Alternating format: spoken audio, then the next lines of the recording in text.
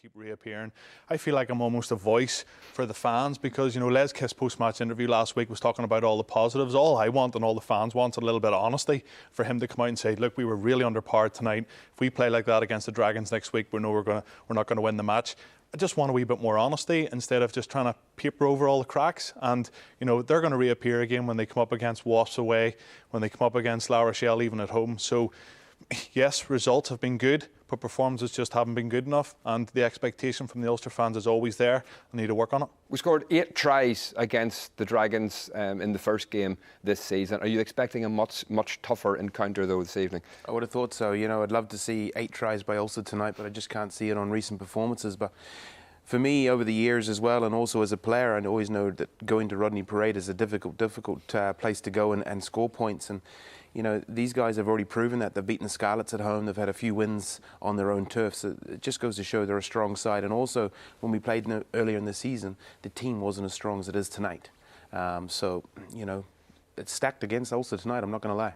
How concerned are you that Ulster's away performances have not been particularly impressive this season? Yeah, they haven't been. And I think the thing for me is, Les Kiss is director of rugby at Ulster, but I think he's more or less in charge of our defence, and our defence hasn't been good enough. We're leaking too many tries. You talk about the game that we scored 8 tries at home to the Dragons. I think we also conceded 4 and let in over 20 points. So, the amount of points that we're giving up, easy points that we're giving up against these sides, we will not be able to afford to do that tonight against this Dragons team. OK, Stephen, Andy, thank you very much indeed. It's time to join our commentary team, Tony McWhirter and Jim Neely, who 40 years ago today did his first ever broadcast on the BBC. How time flies, Jim.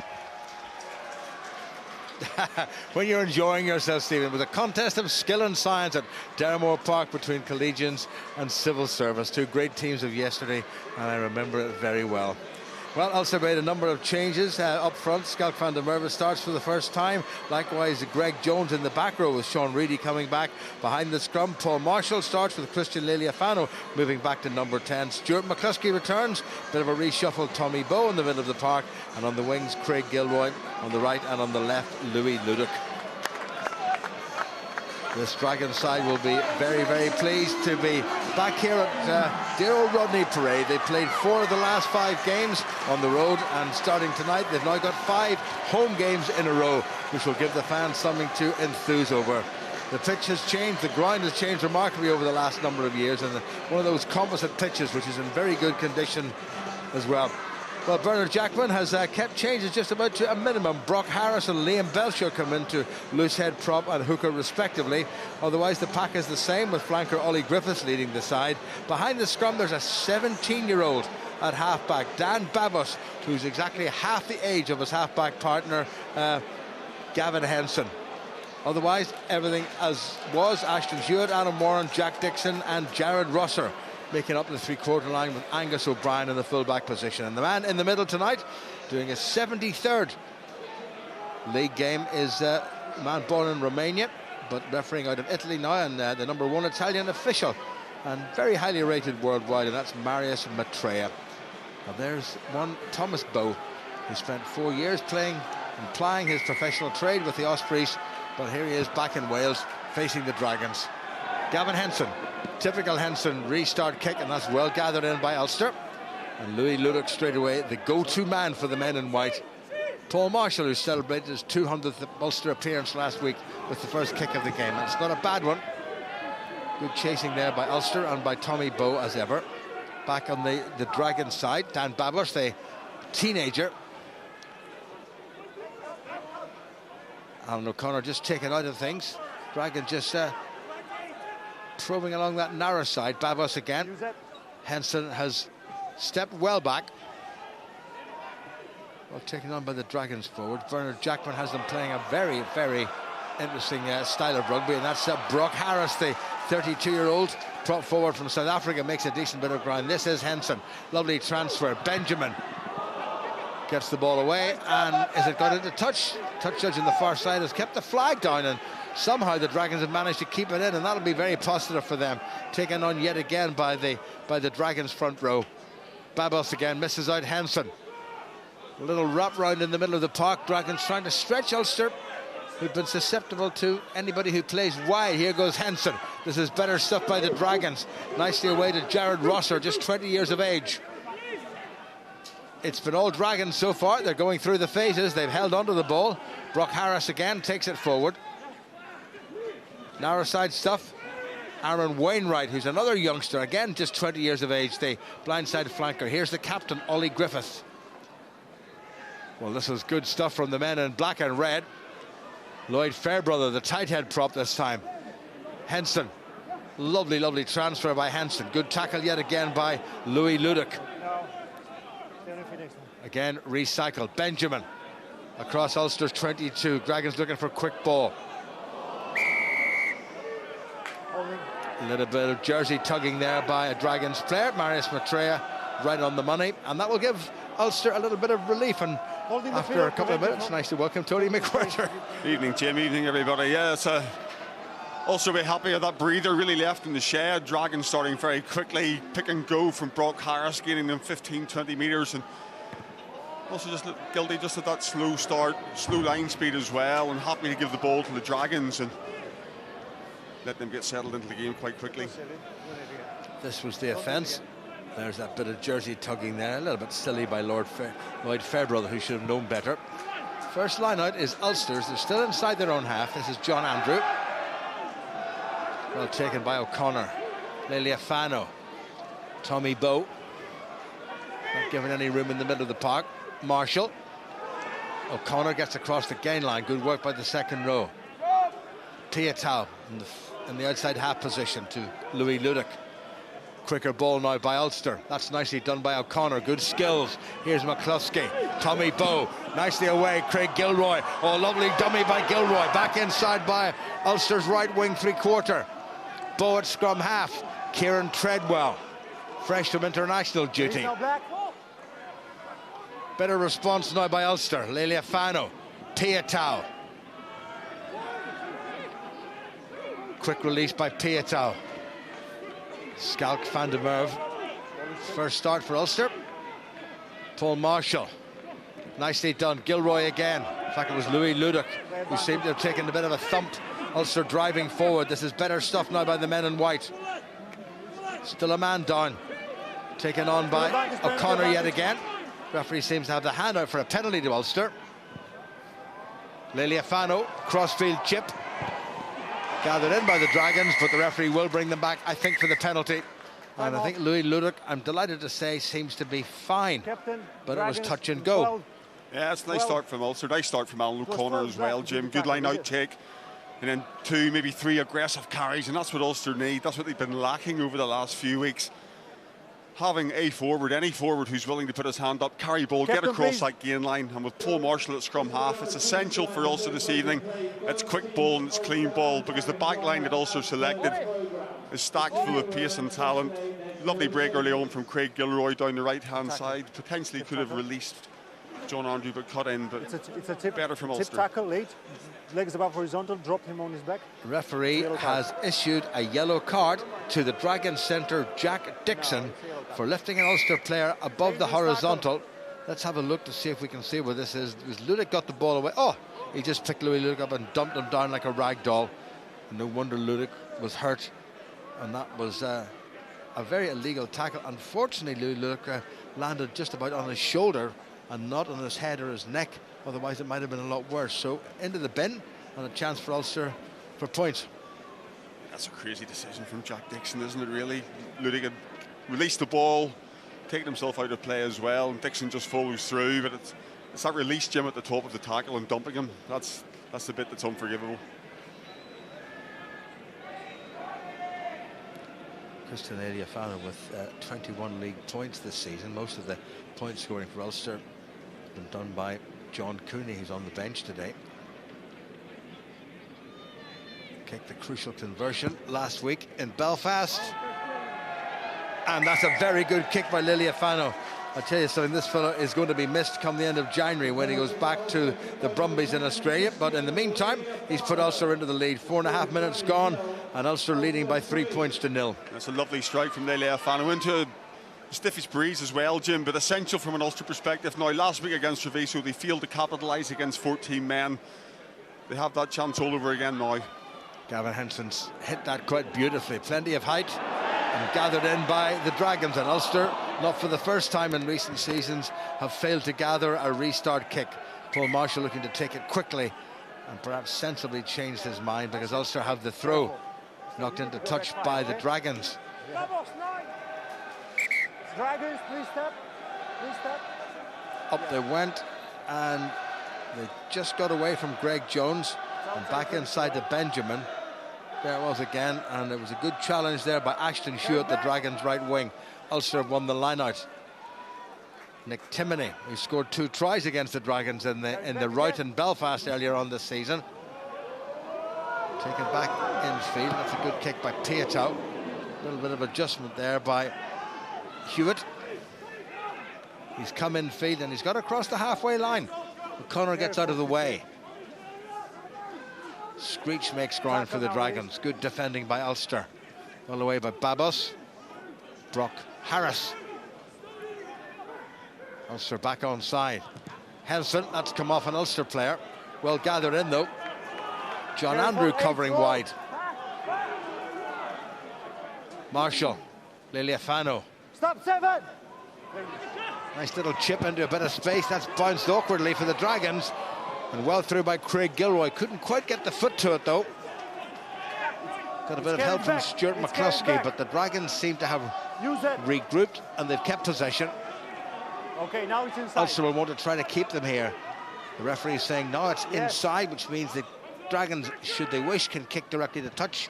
And Gavin Henson has done just that.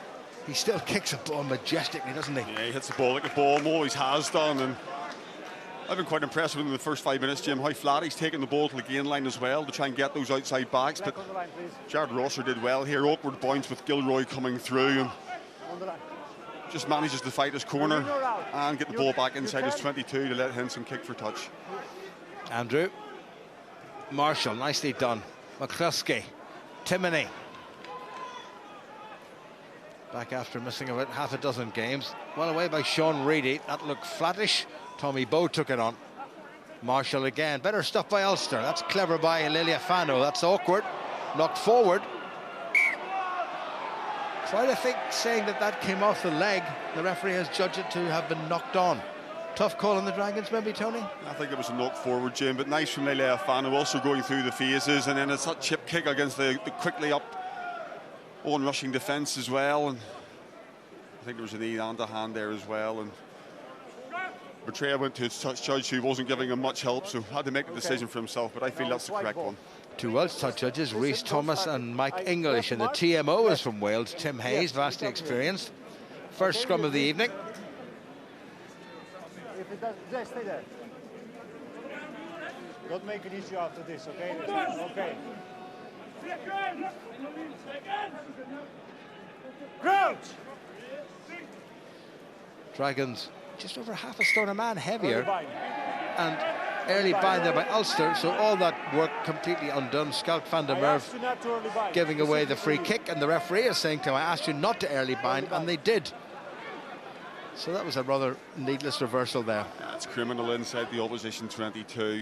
Great attacking position, and just the front row's just that little bit guilty of going too early, but realistically seemed to get an age, Jim, for the 2 front rows to actually get into position as well. Paul Marshall seemed to be standing there for an awfully long time.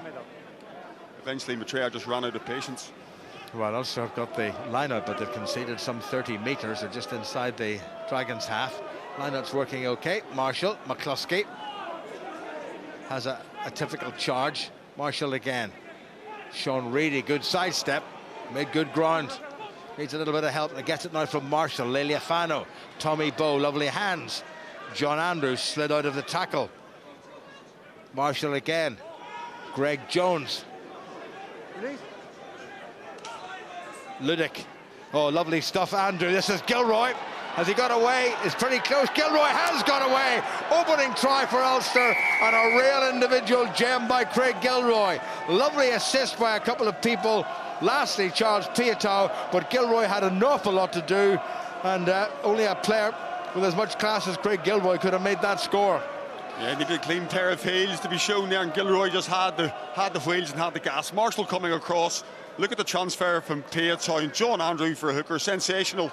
2 hands, Gilroy able to hold off the defence, and over he goes for 5. But it's good structure and good pattern, Jim, from Ulster as well, taking the ball, working inside, creating that blind side. But that's sweet hands down the right hand side, and there's not too many faster than Gilroy. Although Matthew Screech would be disappointed he had a chance to put Gilroy away there, went too high, but Gilroy's pace enough to get him away from the evading tackle. That's his 41st league try. Craig Gilroy, the youngest Ulster player to reach 100 caps and the youngest to reach 150 caps. He's now on 152, counting tonight. And that's just the fillip that Ulster needed. You really do need to be scoring points when the opposition are down to 14 players, and that's exactly what Ulster have done. A bit of a breeze for Christian Lealiafano, not the easiest kick in the world, as he curled that one in. Just a wee bit too much. He wasn't too far away with that one, but nearly 11 minutes gone and Ulster leading by 8 points to 0. Yeah, well, Rob Herring given the night off on the back of his Irish exploits, and John Andrew started last week and again this evening, but that's sensational hands. Gilroy scampers in, but Andrew's been very clinical so far. Jim, his line-out throwing 3 to Alan O'Connor all off the top. The line-out's working nicely, and he's been very, very evident in open play as well. There's a certain Rory Best on the bench. Henson, given that plenty of height. Again, now can Ulster manage it? That's much, well, I was going to say that's much better. It wasn't gathered in cleanly, but it was tapped back, and it was Paul Marshall who had to do the cleaning up job. O'Connor outside the 22, but the ball is inside the 22. Ulster take it around that narrow side. That's good work by tight head prop Ross Kane. Marshall and Peatow seem to be at odds as to who's going to collect the ball. Peatow, left-footed, brought that in field. That's a horrible bounce for Angus O'Brien, the Dragons full-back. And he's run out of room and he's run out of support. And Ulster have driven over. That's a good bit of counter-rucking by Ulster, and they win the penalty. Good aggressive play by the visitors. Yeah, Nick Timoney, Scott Van der Merwe both getting there, staying on their feet, Jim, and counter-rucking. Dragons are committing nobody here. Angus O'Brien got a horrendous bounce of the ball, found himself in the touchline, perhaps should have kicked and decided to counter-attack, and once he was tackled, Timoney and Van der Merwe then drive straight through the heart of that ruck and turn the ball over. Lealiafano is going to try and pop this as close to the goal line as he can. Angus O'Brien, Welsh under-20 international, but normally plays his rugby at outside half, but with Gavin Henson arriving, he's found himself pressing into service at number 15. No, don't. 5, please. Step, please. 32, and his appetite for the game has not diminished one jot, Paul Marshall. You roll in? Yeah, roll in. So just taking their time getting up to the line-out. The referee hasn't told them off about it. Andrew. Oh, not so good at the back, but Ulster managed to gather it in thanks to Nick Timoney. Just beat his opposite number Benjamin to it. Side entry. And Ulster coming in at the side Number and giving 3 away entry. an unnecessary penalty. A couple of silly mistakes. Ross Kane shouldn't be doing that. No, we just have mentioned how well the line out had gone, and Ulster just overcomplicated that. A bit too much movement. And the front lifter not quick enough to Kieran Treadwell at the back in the overthrow, which Nick Timoney reacted well to, but came with the side entry right in front of Maitreya. Gives the Dragons a great chance to clear their lines. Well, and what line clearance we've got there from Gavin Henson. He absolutely rifled that all the way down. There's the overthrow, and Timoney did well to tidy it up, and Ross Kane was nowhere near onside. He didn't even get behind the rear foot. He just came in at an angle. So wrist slap there. And No, Dragons now back to go back 10. 15 men. Ulster trying to disrupt the line out and very nearly did so. That's good tidying up though by Benjamin. Babos gets it away. Aggressive driving forward by Benjamin yet again. Henson, nice little slip pass to Adam Warren. Babos again. Liam Belcher, the hooker. Babos taken on by big Release Matthew 7. Screech. Assistant tackler, thank you. Well, plenty of creative stuff in the middle of the park there by the Dragons. Timoney and Jones had to come back and twin tackle, so to speak. And again, it's the Dragons forwards, and this time it's Joe Davis gets it away, but Ulster have stolen it. Well done by Treadwell. Marshall into a wee bit of space, needs that to be kind. and it's sat up horribly, but it's well taken in by, once again, Angus O'Brien under a bit of pressure. Babos gets it away. Ollie Griffiths, the captain. Gavin Henson.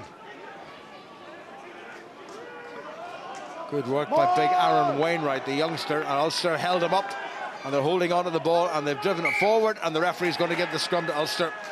And that's the first bit of clever choke tackle defence by the men in white. Yeah, McCluskey and Bow, and two centres, Jim, both coming in about 6'4", 6'5". If you go high in there, that ball ain't coming back, and it's one of McCluskey's specialities. Well, the last time Ulster had to put into the scrum, they engaged a little bit on the early side, and the referee will be having a little look at that. That's good work. Look at McCluskey and Bow too, just hanging on, and Van der Merwe came in, but it was the 12 and 13 axis of McCluskey and Bow did the damage. Yeah, just make sure you know. So we're 15 minutes gone. Dragons yet to bother the scoreboard. Yes, stop that now. And with Edinburgh winning away to the Southern Kings, and quite impressively too, which puts Ulster's performance there into perspective, one suspects. The gap between Ulster and Edinburgh at the moment has closed, so this is a game that Ulster quite clearly need to win.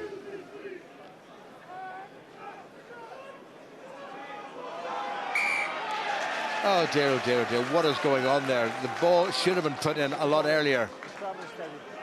And the referee said the scrum was steady, and Paul Marshall didn't put it in quickly enough. That's two real hames Ulster have made of scrums. Yeah, well, Marshall's waiting there for John Andrew to tap with his left hand to give him the signal to get the ball into the scrum. They practice this stuff, Tony. Yeah, they do, Jim, but there's obviously pressure coming on there from the Dragons, and John Andrew's feeling that in such a way that he's not comfortable, or more importantly, he's not able to tap because he can't lift his striking foot. Emphasis now on the hookers have to show a strike. They have to lift their foot to the ref. But if the opposition front row are able to get a squeeze on in the right direction, you can find that the hooker who's meant to strike the ball can be impinged in a way that actually stops him from lifting the foot. And Paul Marshall, guilty of holding on, but in essence, he's waiting for the strike from the hooker, so not Marshall's fault from my point of view. I stand corrected. 17 minutes gone. Let's see if Ulster can put similar pressure on the Dragon scrum. Ross Kane. Crouch. Just the second start of the season for the former Methodist College pupil. Set. And another free kick against Ulster for driving forward. Well, this is an absolute shambles, the scrum. Well taken on by the Dragons skipper, Ollie Griffiths. That will give the Dragons a bit of encouragement. Henson sweeps the ball away nicely. Good angle by O'Brien, but he was squeezed out of the touchline there. And aggressive Ulster tackling. Good work by McCluskey. And the touch judge's flag was up, I think, on the far side. Hard to see over there. The floodlighting is not so wonderful over there. McCluskey, I'm glad to say, is fine. Hold to his feet by Nick Timoney. It was a high tackle. High tackle. Penalty only. Thank you. Penalty only, high tackle. Also guilty of a high tackle. Now that's the error count is starting to creep up for Ulster. 3 free kicks at 3 scrums and then a high tackle. Ulster just got caught a little bit narrow defensively there. Again, Henson, quick ball from the pack in the tap and go. Henson taking the ball flat to the line.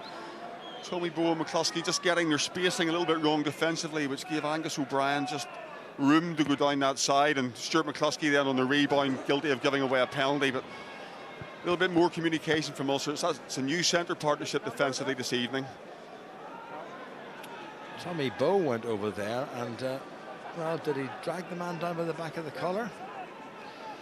Gavin Henson hasn't gone for distance, but he's found his touch. Ulster will look to pressurise yet again. That's well taken in by the Dragons, and round they come. This is good stuff by the captain, who's got up to the 22. Leliafano had to make the tackle. Henson swept it away to O'Brien with lots of gas. It may well have come off an Ulster player, and it has, and it's going to be a Dragons line-out. And for the first time, and we've played, well, almost the first quarter of this game, the Dragons are inside Ulster's 22. Yeah, well, we've seen 2 real quality ball carries from Ollie Griffiths in the last couple of minutes. The first one off the free kick, and then this one off that line-out peel coming inside. But the ball's coming all too quickly for the Dragons, Jim. Ulster, they're tackling, yes, but it's a defensive tackle rather than an offensive tackle. Subsequently, with quick ball, that drift defence is looking stretched. Belcher with the throw. Dragons have taken that nicely and they're churning forward. Ulster need to get a few men in behind that. They're in front of that ball carrier. Dragons looking for the first try. This is good stuff by the home side, and the crowd are getting behind them. And all they have to do is get this down, and they have got it down.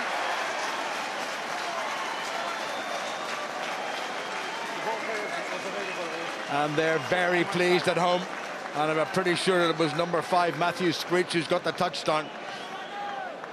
I'd like to have a little bit of a look at that in the tail. Dragons throw to the middle and then peel it towards the back, but just not convinced there's not a little bit of truck and trailer from the Dragons at the back with just their tail gunner screening the defence off. But after that, Jimmy can't complain. Very well organised. Look at the wedge they've formed. Good control. 17-year-old scrum half directing, clapping them on.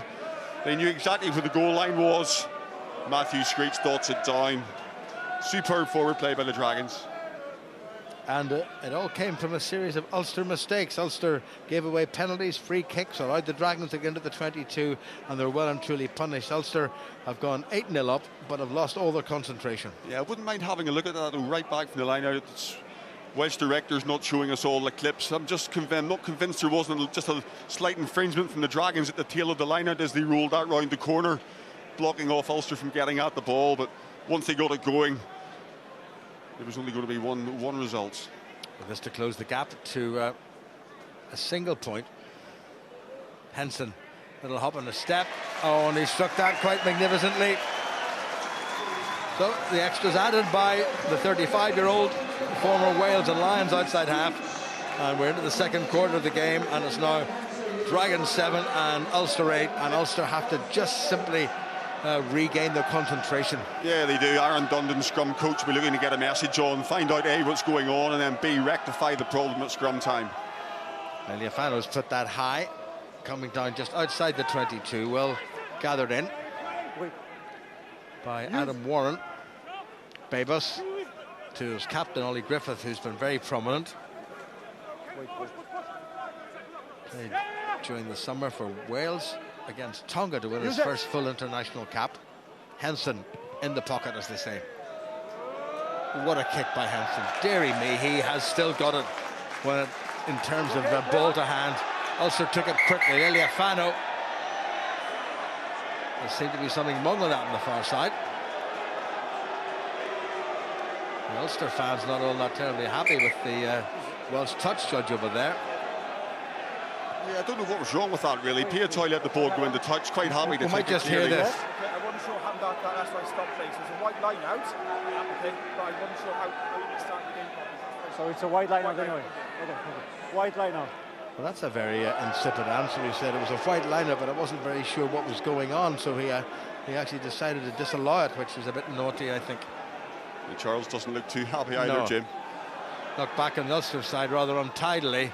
Here comes Sean Reedy, well taken down but not held. Marshall, Piatow.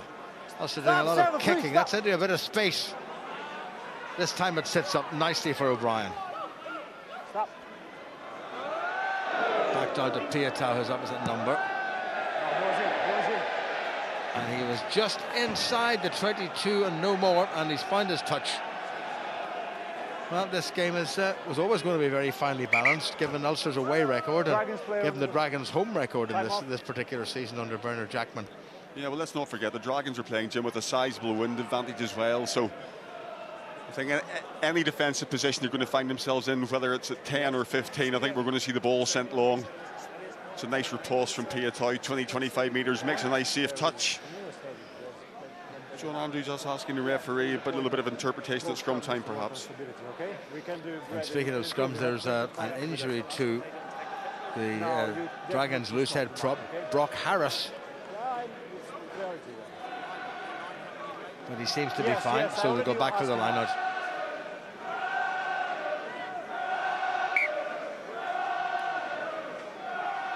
You in or out?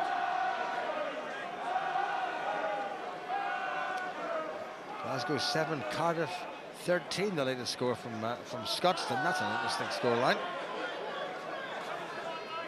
Oh, taken on by Griffith right through the Ulster defence. And what speed he's shown. And here goes the Dragons skipper. He could very nearly go all the way. But eventually McCluskey brings him down with the Dragons on the front foot. And Ulster really threatening to give this game away. Griffiths once again What an influence he's been in this Dragons side. Only 22 years of age and captain of the team. There's Brock Harris. Ulster have got themselves offside, and this could cost them the slender lead they have already. Here goes Henson, nicely done. Jack Dixon has been well tackled, but they come all the way back for the penalty as Ulster go offside. And Ulster, having gone 8 points to 0 up, have played like drains ever since. Yeah, it's the second time, Jim, they've been opened up with that pick and go. Great speed from Holly Griffiths. Almost looked as if he was going to run around Charles Piatow at the end there.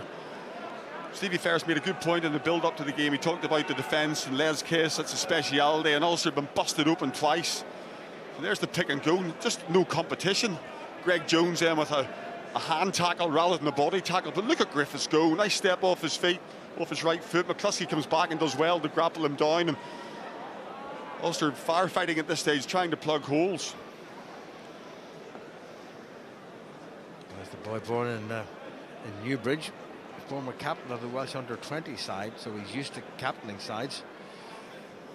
And here's a man for whom the Dragons is his 8th senior team. Bath, Bristol, Cardiff, London Welsh, the Ospreys, Saracens and Toulon. Back in his native Wales, where he probably will end his career. Who knows? Here's Henson. Walloped that straight between the uprights, and having been 8-0 up, as we said, Ulster now find themselves behind with almost 25 minutes played. It's Dragons deservedly 10 and Ulster 8. Yeah, well, Bernard Jacklin, Dragons coach, has obviously watched the VT. He sees that Ulster are a suspect at ruck time. The pick and goes on. Ulster have an issue, Jim, in terms of how many bodies they send in there. At the minute, nobody's going in, and if you send nobody in, there's going to be holes all over the place around the middle of that ruck. Well, Nick Timoney with just 6 caps before tonight. Greg Jones with just 1 in the back row. Here's Griffiths again, no room for him this time. Ulster will want to try to keep the Dragons bottled up. Babos looks for a couple of big hefties to take it on. Screech, the try scorer, leaves it. The 17-year-old to the 35-year-old. And he just wallops that. Wonderful strike. Piatow didn't really think about the quick throw, came off the roof. Still plenty of time for Ulster to get back into this game, Tony. Still 15 minutes to half time. I think they're obviously very much aware, Jim, they're playing into strong wind, and holding on to the ball going through the phases is what they'll look to do, but it's the supply of ball in the last 10 minutes that's just dried up after a very emphatic start. Timoney takes it to front. Marshall, Leliafano, all a little bit static. Tommy Bowe had to check and then try to accelerate. Marshall quickly. O'Connor up to halfway. Good bruising effort by O'Connor yet again. Marshall again. Piatow. Well tackled by Benjamin. Marshall. Benjamin a little bit slow to get back. Scalped Van der Merwe for the carry. Be very careful. Leliafano. McCluskey. Good miss move. John Andrew back inside to the try scorer, Gilroy. Leliafano.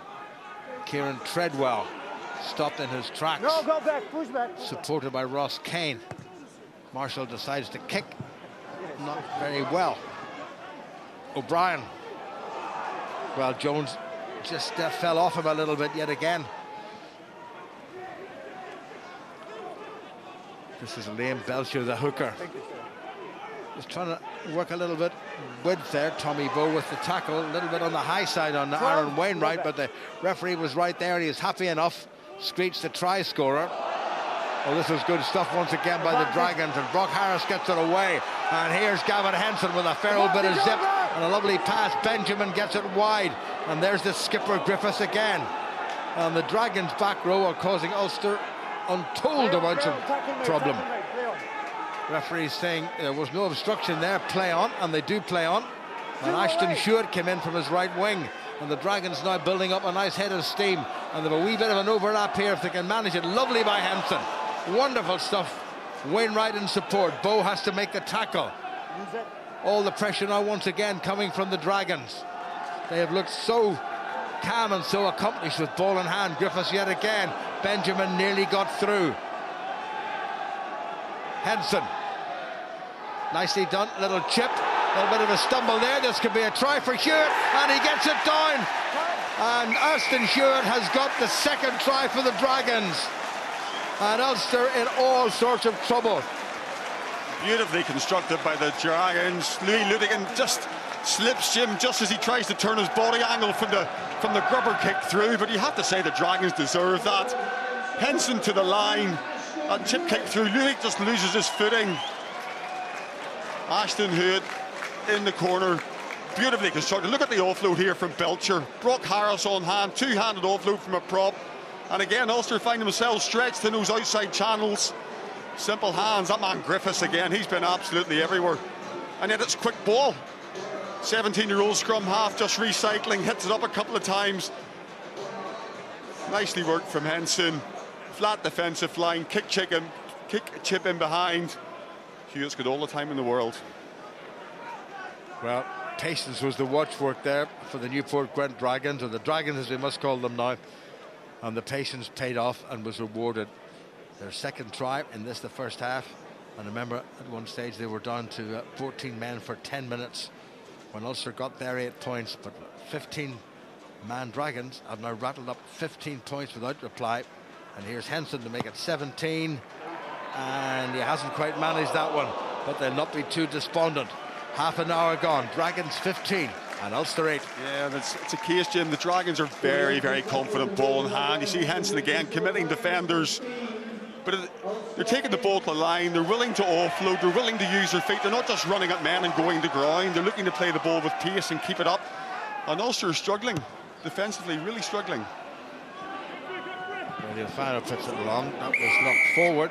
And unfortunately, a man in front of the ball, after it was knocked forward, played the ball, and that translates into a full-blown penalty. Now, by you, number 5 in front. I'd be very surprised if Ulster go for the post here, Tony. They might think about the corner, and they are thinking about the corner.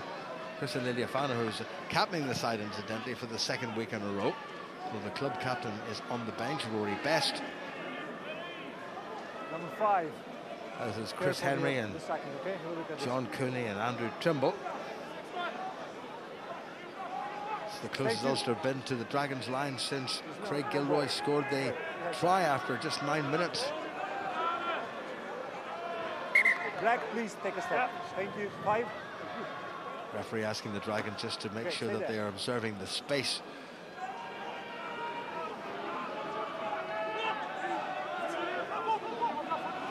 Timothy takes it the front, Ulster trying to get in behind the ball. Andrew has scored on 3 occasions this year from this kind of a position. The penalty has been given for taking the whole thing down. Liliafano gets it wide. Piatow sets off, gets away and spills the ball, but they'll go back for the penalty, and it'll be into the corner again, I reckon. Yeah, you suspect that. Dragons pulling that down. Paul Marshall realises he's got a free play.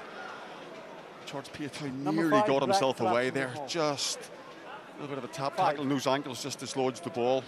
Just as he was going to create a 2-on-1 for Craig Gilroy in the right wing, but on the line, please. Quite clever from the Dragons earlier on, Jim. Liliafano kicked the ball into the corner. It took an absolute age to get the ball back. Ulster were set up, ready to go, and John Andrew couldn't find the ball. Eventually it came back, but just a nice little bit of gamesmanship, slowing it down. Here's Piatow. Nearly gets away. You can see what he was trying to do, trying to get the ball free to play the pass. And Ulster won the ball yet again at the line out. Andrew has the ball tucked in. This is better stuff by Ulster. There's only a few metres to go. Dragons have just held him up, but Ulster get the secondary drive on. Here comes Andrew. Andrew for the line, looking for yet another try. And he gets over and he gets it down. And John Andrew has indeed got another try. And the referee has gone underneath the post and he's given the penalty try. And that's 7 points straight away for Ulster. And all of a sudden they're back in level terms. Yeah, good control by Andrew. Great throw, good setup. And he did the important thing, Jim. Aluda splintered in front of him. He just stuck in there, kept his bind, let the forwards in front of him do the hard yards. Maitreya eventually ran out of patience and went under the post. And of course, with the new laws, there's no conversion. It's an automatic 7-pointer. So 2 tries apiece. 7 and a bit minutes to go to the interval. Ulster will be mighty relieved, but they've got to get the concentration levels back up again. They've got to secure the ball from the restart kick.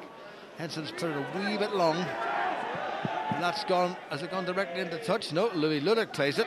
Here goes Piatow. Wrestling. Carry it back, carry it back. Wait. Marshall took his time over that one, and that's a very poor kick. Unfortunately, Louis Lulick's managed to gather it in for Ulster. Is Marshall going to have another go at it? Needs to get that ball away a little bit quicker. Here comes Timoney.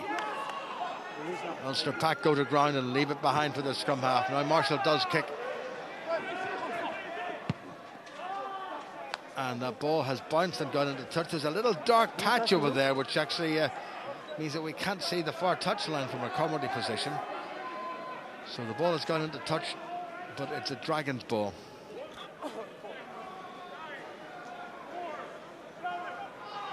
Marriage have been pretty even affairs. Belcher with the throw. Griffith, the captain, brings it down. Here comes Henson. Hewitt, the scorer of the try, the first try, the second try, I should say. Little chip kick through. And Louis Lulick legs it all the way back. And that's gone into touch. And that is nothing short of a fantastic kick.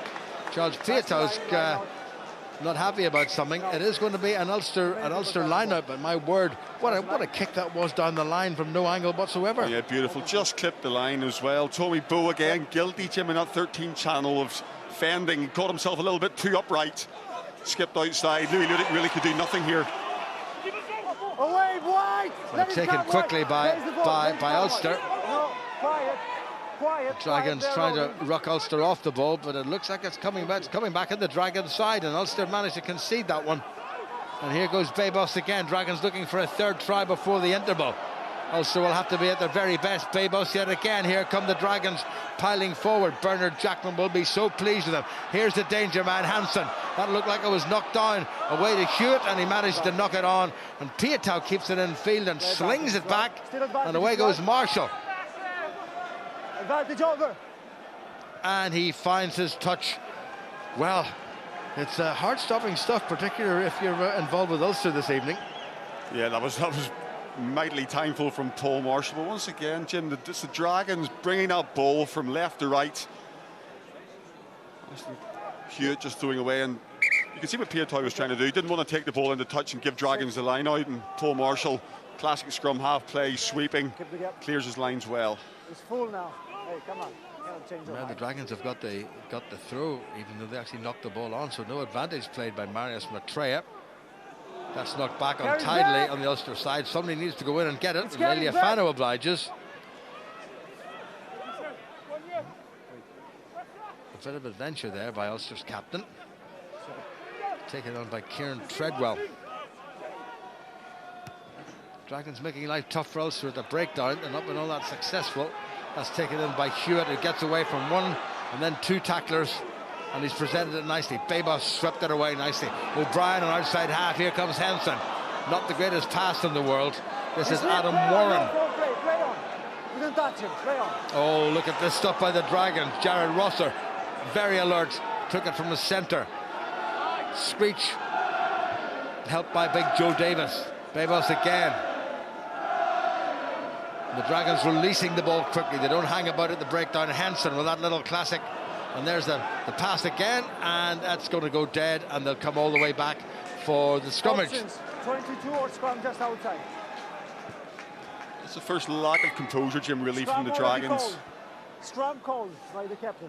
They've been really good with ball in hand, just holding on to it, working phases, finding lines. But tell you what, there's a real lack of urgency defensively from Ulster in terms of first up tackles. There's a real passive defensive drift going on in the outer channels as well, and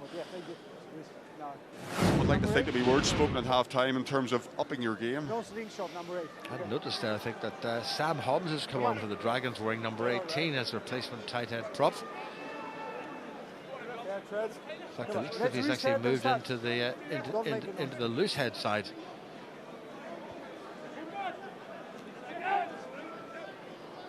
Two and a half minutes to go. What a very entertaining, from an Ulster perspective, error strewn and mistakes strewn first half, but they're still on level terms. Good squeeze by the Dragons. Timoney, McCluskey, Marshall, Liliafano, right to Gilroy. Good strength by Gilroy. McCluskey. Well, there was no way through there. Marshall, Reedy, Tommy Bowe. Tackled by Jack Dixon. Play on, says the referee. And Sean Reedy did really well because Ulster had the ball, then they lost it, and they've lost it again. And referee saying play on. Well, he seems to be enjoying himself, Marius Maitreya. I'm not sure the Ulster fans have made the trip are quite enjoying themselves as much. Bebos again. Here's the danger man, Griffith. Bebos has done well. Just 17 years of age, hard to believe. He's only a baby. Joe Davis, Bebos. Ulster looked to be a little bit in the offside mode there.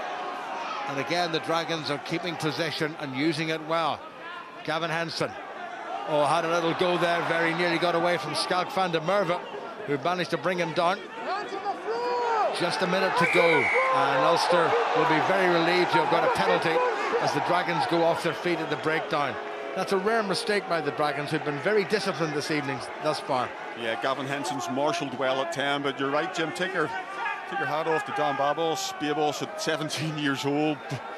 Then at 9, he's looks like a seasoned veteran, ordering his forwards around well. Snappy service as well, but Dragons just dominating the gain line in every facet over this last 15-20 minutes. Ball in hand, both taking the ball forward and defensively as well. Well, he does get the ball away nicely from either side. A little bit of hesitation there, and Henson, well, a few years ago he would have been through that gap. Last chance of this half for Ulster, you would think. Well taken in by Timoney. In fact, it was Greg Jones who took it down. Andrew, the ball tucked in, trying to, I think, squeeze a penalty out of Marius Maitreya. That's good work by the Ulster pack. A long way to go. Marshall, Leliafano. Tommy Bowe was on his elbow. Marshall again. McCluskey. Piatow in with the assist. Now Marshall. Nick Timoney. Even a penalty here would suit Ulster very nicely if they can try to wangle it. John Andrew, head down. Rock, second shot. Release, second shot. Quicker ball. Leliafano. Piatow. Oh, he's burst away and gets it back inside to Tommy Bowe, who managed to hang on to it. O'Brien on the way, but the referee's happy. Marshall. Leliafano. Alan O'Connor, well tackled there by Joe Davis. Switched by Ulster. Gilroy took it from Ludick, who assists. Now Marshall again. Here goes Greg Jones. Leliafano. McCluskey got it away, not so cleverly. Timoney just couldn't quite gather, and that's it. And the referee has called for half-time with Ulster with ball in hand and in the ascendancy. But there probably wasn't just enough of it for Les Kiss, I would suspect. Yeah, 15-all, Jim. Look, Ulster played into real stiff wind in the first half, but again, it's the lack of accuracy, it's the errors, it's the lack of real urgency in defence. That's the bit that's really that worries me most. The Dragons look comfortable with ball in hand. They've been able to open up Ulster defensively, both in the backs, but more importantly and more worrying, it's around that ruck time. There's too much room, there's a lack of competition for the ball on the deck, and Ulster need to find some answers in the shed at half-time. Well, what a very interesting first half. Ulster raced into an 8-0 lead, then fell behind 15-8. Penalty try with 7 minutes to go brought them back on level terms. Here at Rodney Parade, it's the Dragons 15 and Ulster 15. Well, Ulster had it all their own way when these teams met earlier in the season. Different story tonight. They did take the lead through a Craig Gilroy try, but back came the home side. 2 tries of their own, and the Dragons were in front. A penalty try before half-time, and it's deadlock at Rodney Parade. Stephen Ferris and Andy Ward have been watching an interesting first half. Give us your assessment of things. Yeah, I think Ulster got off to a really bright start, and I think the coaching staff would have been really happy with the intent that they played with. They immediately put the Dragons on the back foot, but it's just when they went 8 points ahead that they started to make little mistakes. The Dragons starting to pick and go through the middle, opening Ulster's defence up, which I talked about at the top of the programme, which was a concern for me. But at 15-all, it's probably a fair reflection of the first half so far. The Dragons look a lot more dangerous than Ulster do with ball in hand. It's just probably a little bit lightweight up front, and Ulster are getting the dominance when it comes to maul time. When Ulster did get some quick ball, though, early in that half, as they showed with the Craig Gilroy try, they could do some damage. Oh, very much so. And I thought the hands in this particular move were actually outstanding. But Nick Timoney got across again, and that was the telling moment there. And look how flat we take this next ball. We just really attacking it. Some of the hands were just magic. The build-up to it was good, and we went through some phases, which was nice to see. And Ulster are the side that, if they can build up and get some phases and put it through the hands a lot more. Nice, flat, soft hands, beautiful magic, just what we need. And to be honest with you, Craig Gilroy is the sharpest looking player on the pitch. I think he's looking absolutely brilliant form, and he's looking hungry. It's a really good team try, and when they get wide and they come back in and they hit the midfield, they recognise they play a little bit of heads-up rugby, and they recognise that there is more space on the short side. Dragons are down a man. They had a man in the bin for a silly tackle early on, and Craig Gilroy just paced the burn there. I think it's the number 6 coming across. Be disappointed he doesn't get him into touch, but that's a superb finish, and Andy's completely right. He looks the sharpest man on the pitch. A really good team score there. Yeah. Ulster's line out creaked a little as the half progressed, and the Dragons line out looked very solid, scored from it as well. Yeah, the Ulster line out looked very sharp at the start, and we were hitting our mark and everything. But as you say, it started to crack, and we talked about it at the top of the programme, Stevie did as well. Just silly errors. We're giving away silly errors. The Dragons, for me, at certain points of this game didn't look like they were going too far. The shift drive was absolutely fantastic, but our discipline has to be top notch. We're conceding week in, week out, double figures penalties, and it's just opening up this sort of situation. Coming from penalties, they get a team into this sort of situation, and the way they went. But that was a nice shift drive there, and it's very hard to defend those sorts of situations. I think the Dragons should tighten it up slightly. I think they're getting more change out of the pick and goes through the middle of the ruck, the big runners, the one-off runners coming off 9. Instead of putting it wide, Gavin Hens is always looking for that guy out the back door, and yes, they're finding him, but it's easy enough for the Ulster defence unless they put in an absolutely inch-perfect kick for the winger to get in and score. I think that's what they're trying to do, but for me, the space is just in behind Ulster around the breakdown, as we've seen a couple of times. Yeah. It's there for everyone to see. Yeah, Ulster have kicked a lot of ball away tonight, and from a pretty loose Paul Marshall kick, the Dragons come straight back and score. Yeah, and there's been a lot of loose kicking from both teams tonight, and that'll probably be addressed at half time by both coaches. But I think they had a penalty advantage here, and what transition! Just straight away, Gavin Henson straightens up, comes onto the ball of pace, gets the guys into the game outside him, and from then they just build phases, going through the hands. Every man in the pitch is touching the ball. Look at that, slick. But the big difference. They just hold on to it. They retain the possession. And the big difference for me as well is that every time these guys they're getting across the gain line. They're getting across Ulster's gain line at will whenever it suits them to be able to do that. Whereas we flip the side over, Ulster are struggling to make inroads across gain line. Therefore, our backs are having to play with second-hand ball, as it were. And the build-up to this try was absolutely magnificent, and the kick was inch perfect. Going from their own half and scoring a great team try like that. But you're right, Andy. When Ulster do have the ball, that one time that Sean Reedy got the ball, a little sidestep, got over the gain line, immediately the Dragons are on the back foot, and that's where their score came from. Yeah. We're just not seeing enough of it. But penalty try before half-time? Yeah, it was good, and it's all about the setup. It's all about hitting everybody doing their own roles and responsibilities perfectly, and that's happened. When you get a setup like this, it's very, very difficult to stop.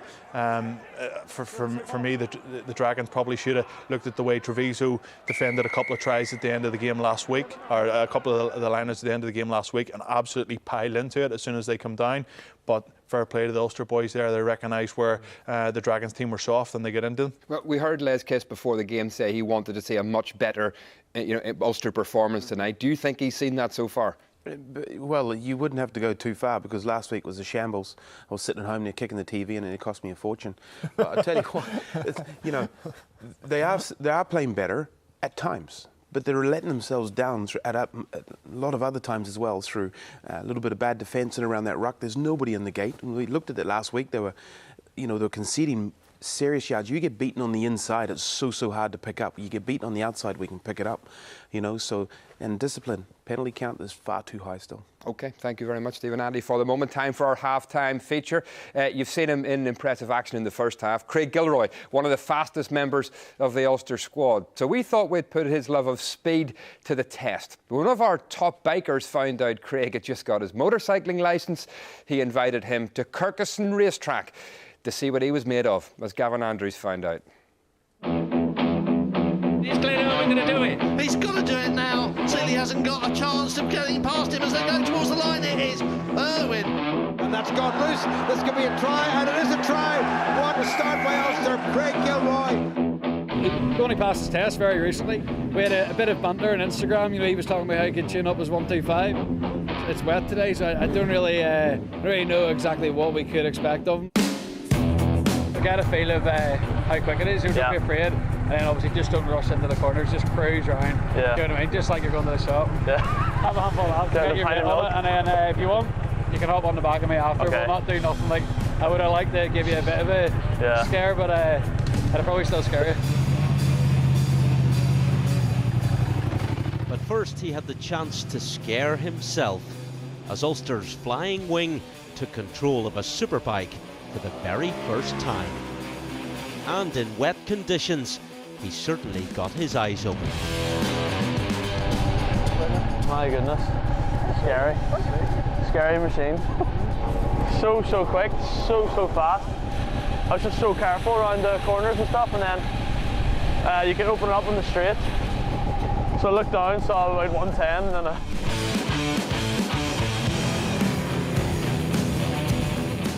Then it was time to see how it's really done. A masterclass from Glenn Irwin was a very different experience. my helmet was about to come off. We were going so fast. So I managed to just look down on the straight across the back there, and it said 136. So like it could have been 200. You know, we were just absolutely flying. It was a serious machine, and even going on the back with Glenn there was crazy. Like he's very talented. I wouldn't have got on the back of nobody. I'd never took anyone on his opinion before, and I didn't tell him that till after because I really wanted to get that buzz. He was completely in control, and I just had to trust him. But he got me back on one piece. He's too nice. He said we could keep these and the boots. Like, look at these boots, they're brand new, you know. I'll have to send him some rugby gear and a pair of boots to make up for it. He's too kind. It'd be great to say he's going to be really good, but I don't think he's just as talented as me, being truthfully honest. He would destroy me in a rugby pitch, but I think I could lap him pretty handy around here. But no, all joking aside, he's in this game you got to be keen. In conditions, I guess, not too many people would want to go out. He's went out, he's just riding 125, he's just riding 959, so it's a huge step up. No, I reckon, I always believe a successful sports person knows the right attitude, and yeah, he could crack on and do rightly. Fair play to him, but we'll withhold his entry from the Northwest 200 just for now. Anyway, back to tonight's game. Hopefully we'll see Craig in a lot more fast action in the second half. But there have been a lot of Ulster mistakes in that first half. Where do you think the areas that things have been going mostly wrong for them, Stephen? Well, you can't keep conceding tries and conceding points. In the modern game, it's results are more or less dictated by defence. And in years gone by, when Ulster have been very successful and get into quarterfinals, semi-finals and finals, you got to be tight, and this is just an example of being loose around the fringes, not setting your pillar, or 10 or 20 as it's called, and sometimes it's just a little bit of a lack of communication, and this is a fantastic example coming up here where one of the best players in the pitch tonight, the Dragons captain, has been on fire, and look at that for a turn of pace as well from a 7. So the space is through the middle of the breakdown, and yet again we're seeing it this week, we've seen it last week against Benetton, and it needs to be addressed. There has to be somebody in there saying, right guys, we need to get our defensive line built out from around a ruck and out and defend. And it's just somebody needs to take ownership of that. And especially when I'm just interested to see where number 9 is, because if we add sort of defending, we just leave the ruck and fan out to the side. Well, there's massive space here. But I've watched in the first half here, whether Paul's supposed to be there or not, we need someone in the back door just to make sure if that does happen, we got someone there. But Paul's 10, 15 metres either side of that ruck, not directly in behind it, sort of marshalling. So we're wide open for danger. And obviously, scrums are going to need to improve second half as well. Been a few problems in that area too. Yeah, Van der Merwe's first start for Ulster Rugby at loose head, and I think he's just struggling with the timing, with the referee's communication. And we've seen a number of free kicks go against Ulster tonight, and that doesn't help when you're starting to build a little bit of momentum, and then the referee blows for a free kick like that. It just zaps that energy out of you, and you go again, and then there's another free kick. So again, another point that needs to be addressed and needs to be sorted out for Ulster to try and get a bit of momentum going forward. Okay, it's very evenly poised at half time. Let's see how the second half unfolds with Tony and Jim. No changes on the Ulster side from the one that ended the first half in level terms, and Ulster with a bit of a breeze behind them, playing as we look at it from right to left. Christian Eliafano, the captain, gets the second half underway, and half-decent challenge there by Ulster, but knocked backward on the Dragon side and taken on by Adam Warren, 26-year-old, capped once by Wales against the Barbarians way back in June of 2012, and hasn't really featured since. It's outside, it's carried back. Right. Ball was carried back inside the 22, according to the referee. And young Dan Babos, who's played particularly well, looks just as confident as he did in the first half. Tackle was by Ulster's tight head prop Ross Kane. Babos to the man himself, brings it in field. Good positioning by Charles Piatow. He's going to have a go, taken off at the ankles, but slow getting back there. The Dragon centre, Alan O'Connor, who has carried well so far. Marshall, Liliafano, Reedy, better by Ulster. Good angle by Gilroy, very nearly got away, wasn't held. Crowd thought he was, and hence the booing. Marshall to Kieran Treadwell. Away. Screech getting in the way. Oh, he wasn't getting away quickly enough. Penalty to Ulster. Here they come again. Nicely transferred. This is good stuff. Here goes Timoney. He got 2 tries in Belfast. He's very close to one here at Rodney Parade. Ulster within a couple of metres now of the Dragons line. This will be the perfect start to the second half, but they need to get the ball out of there. Nobody's really working for it. Now Marshall has a go on his own, and he's sniped round the narrow side, and Paul Marshall has caught the Dragons' defence napping, and Ulster have started the second half with a try, courtesy of the man winning his 201st cap this evening, Paul Marshall. Yeah, clever Paul Marshall. Ulster again, Jim, just going through the phases, going down nicely. Timoney down that right-hand side looked as if he was going to have the legs to make it in himself, and the Dragons just managed to stop him on the gain line. But again, it's Gilroy opening up the defence. Timoney powering away from just outside the 22. Only Griffiths does well to pull him down, and good use of his feet as well to stop him planting the ball. But Marshall just takes his time here, reassesses the situation. You just see the blind side opening up here. It was very clever by Marshall. Look at that. Yeah. The Dragons defenders drifted infield, and there was nobody there, and Marshall stretched out one arm and got it down in the corner. Cleverly done by Paul Marshall. Jared Ross was just guilty of ball watching, not defending that corner, but full credit to Paul Marshall for realising the space was there and taking it. Liliafano. Oh, that's a very good kick from the tightest of angles.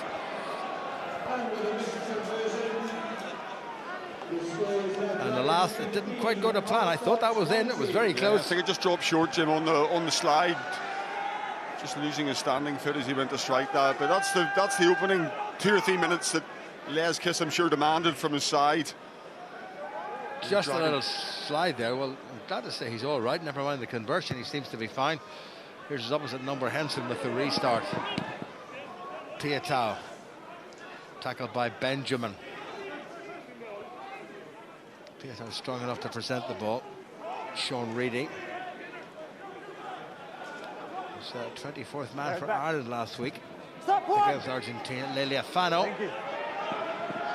That's a good kick and well covered by Gavin Henson. And he goes to ground to prevent Ulster executing the choke tackle, which they've done pretty effectively.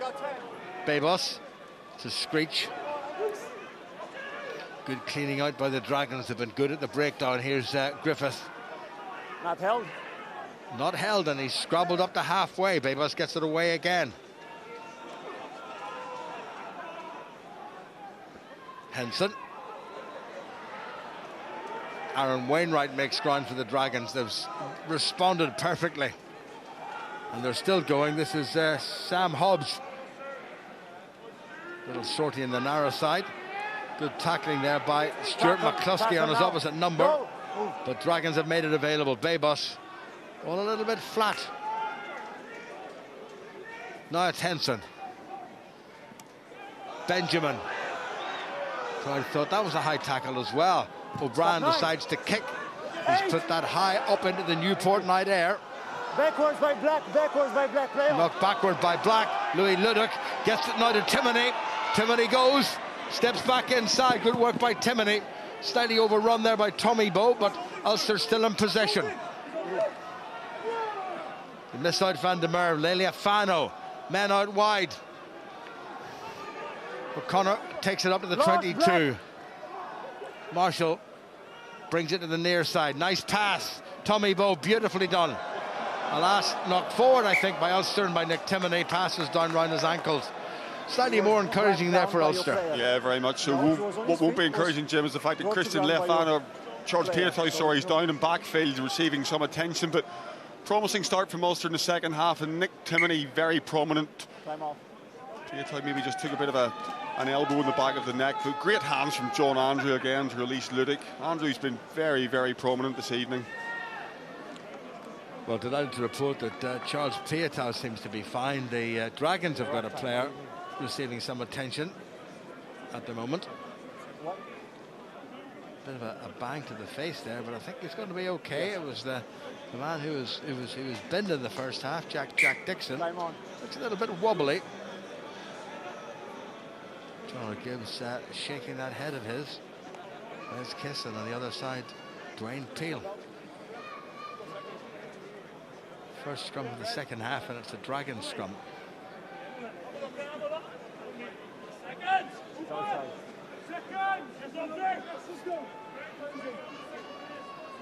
Crouch!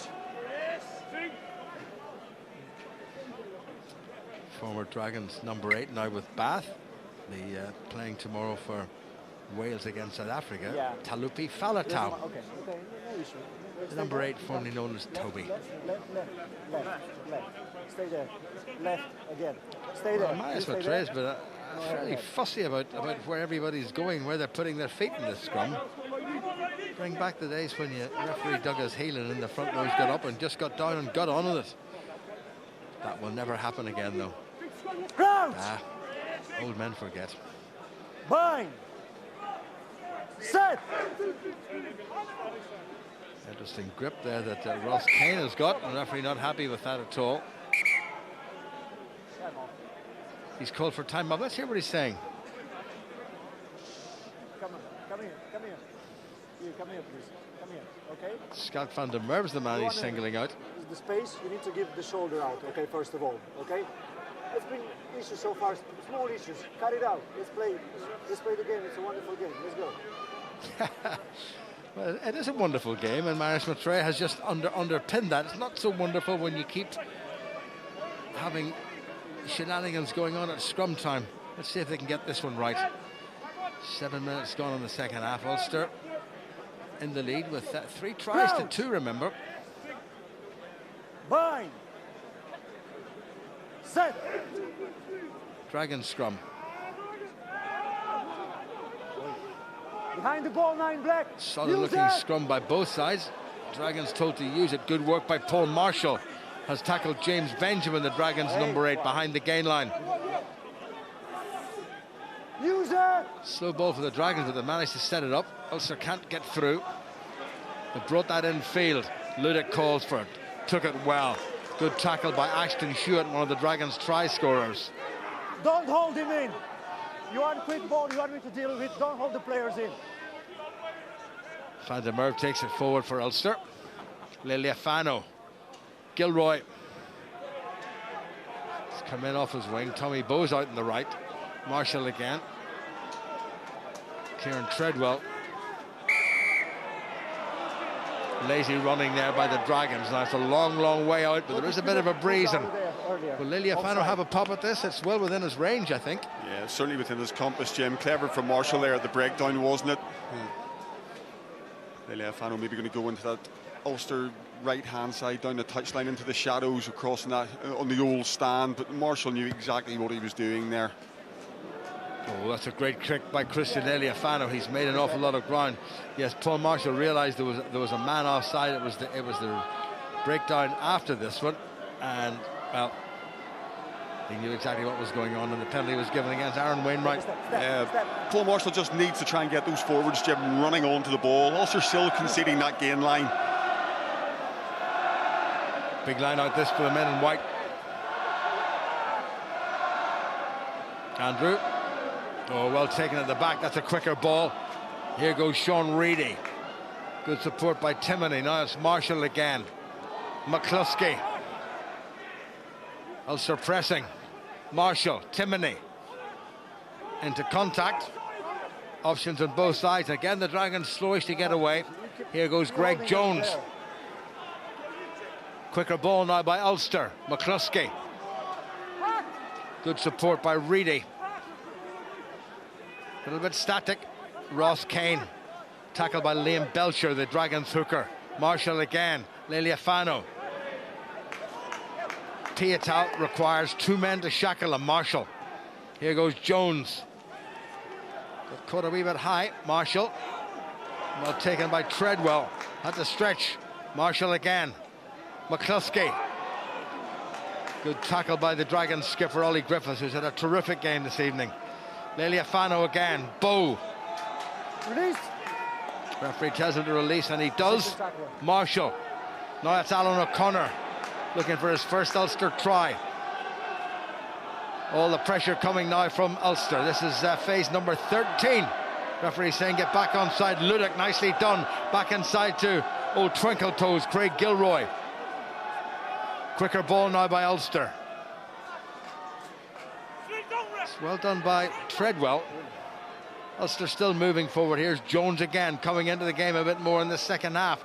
Now it's Marshall. Ross Kane again had to stretch, and he set it up nicely, Kane. Liliafano. Gilroy back inside to Piatow. Great strength by the All Black. Ashton Hewitt had to make the tackle, and Jack Dixon. This is phase number 18 for Ulster, and again it's Jones. Fourth time he's been involved. Marshall. Liliafano, that was a bit wild, but it mightn't work out too badly. Good handoff by the strong McCluskey. Still going. Ball held in one big paw, and he set it up well. Marshall. Schalk van der Merwe. Continuous pressure now from Ulster. Can they translate it into points of any kind? Now it's Bow. Wide to Gilroy. Oh, nicely done to Piatow. Lovely stuff by Ulster. Back inside and gathered into touch. It will be an Ulster line-out, but that was so very nearly try number 4 for the visitors. Yeah, great hands from Gilroy and Piatow. But you've got to give some credit, Jim, to this Dragons defence. 21, 22 phases. 1, 2 and 3 wide. Really pushing hard in the outside channels, forcing Ulster to come back inside. Number 1, So just slow, just not able to generate any real quick ball to release those outside backs. Interestingly, Ulster changing the entire front row. Piatow very nearly got through there, and good covering stuff. I think it was maybe Matthew Screech got to him right at the end. Bow, lovely lob pass. Ashton Hewitt caught flat-footed. Beautiful transfer there by Craig Gilroy, and a very good covering tackle there by the Dragons. Great tackle from Matthew Screech. Really just sold everything he had there. A no-arm tackle perhaps, but he just threw ball and all, man and everything at that tackle to get Piatow out. And again, good cover from the Dragons inside. Dragons really playing hard for each other, Jim. You know, they're fighting tooth and nail for every inch of this pitch. Well, Ulster have made 3 changes, all in the front row. Numbers 1, 2 and 3 have gone, and on comes 16, 17 and 18. Well, the referee has decided it's a Dragons line, and I thought it came off a Dragons player into touch. So that's a bit of a relief for the home side. Griffiths tries to make some ground. 16 with a white cap on is Ireland's current international skipper and the current Ulster club skipper, Rory Best. coming on for his 201st Ulster game. Gavin Henson gets it away. Taken quickly by Ludic. Well, not taken quickly by Ludic, but the thought was there. Heck of a clearance by Henson into the wind again. He's kicked brilliantly, ball in hand, and the chase from Ashton Hewitt just didn't quite give Ludic the chance to release. Piatai was looking for the quick one inside, but wisely just decided to hang on. Ulster have both the territory and the possession. And Ulster making another change. Paul Marshall, who's had a pretty decent game, is leaving the field. And on is coming John Cooney for his 10th Ulster appearance. Good throw by Best. Cooney straight into it. McCluskey. Nick Timoney in the centre. He's done well to hang on to the ball. There's a dragon in the way. Referee happy enough. Reedy. Lealiafano. This is better by Ulster. A wee bit more zip in it, but good Dragons defending. Cooney. Andy Warwick. Bodies available. Lealiafano. Treadwell. Did well to hang on to the ball up round his ears somewhere. Right, are they coming through illegally? No, says the referee. Cooney, Lealiafano, little chip through. That's a nice one. Hewitt goes back and he's fumbled that. And Timoney tries to keep it in field, but couldn't quite do it. All the pressure now coming from Ulster. Yeah, well, we saw that in the first half from Lealiafano as well. 2-3 phases. The Dragons' defence is pushing really, really hard, Jim, and the way to counter that is just to slip the ball through, like rugby league style, and you can see the pressure that causes Hewitt defensively, snatching at the ball. Glasgow's unbeaten record under serious threat at Scotstoun. They're trailing the Cardiff Blues, I'm reliably informed, by 14 points to 16. Ulster look as if they're going to make another change or two.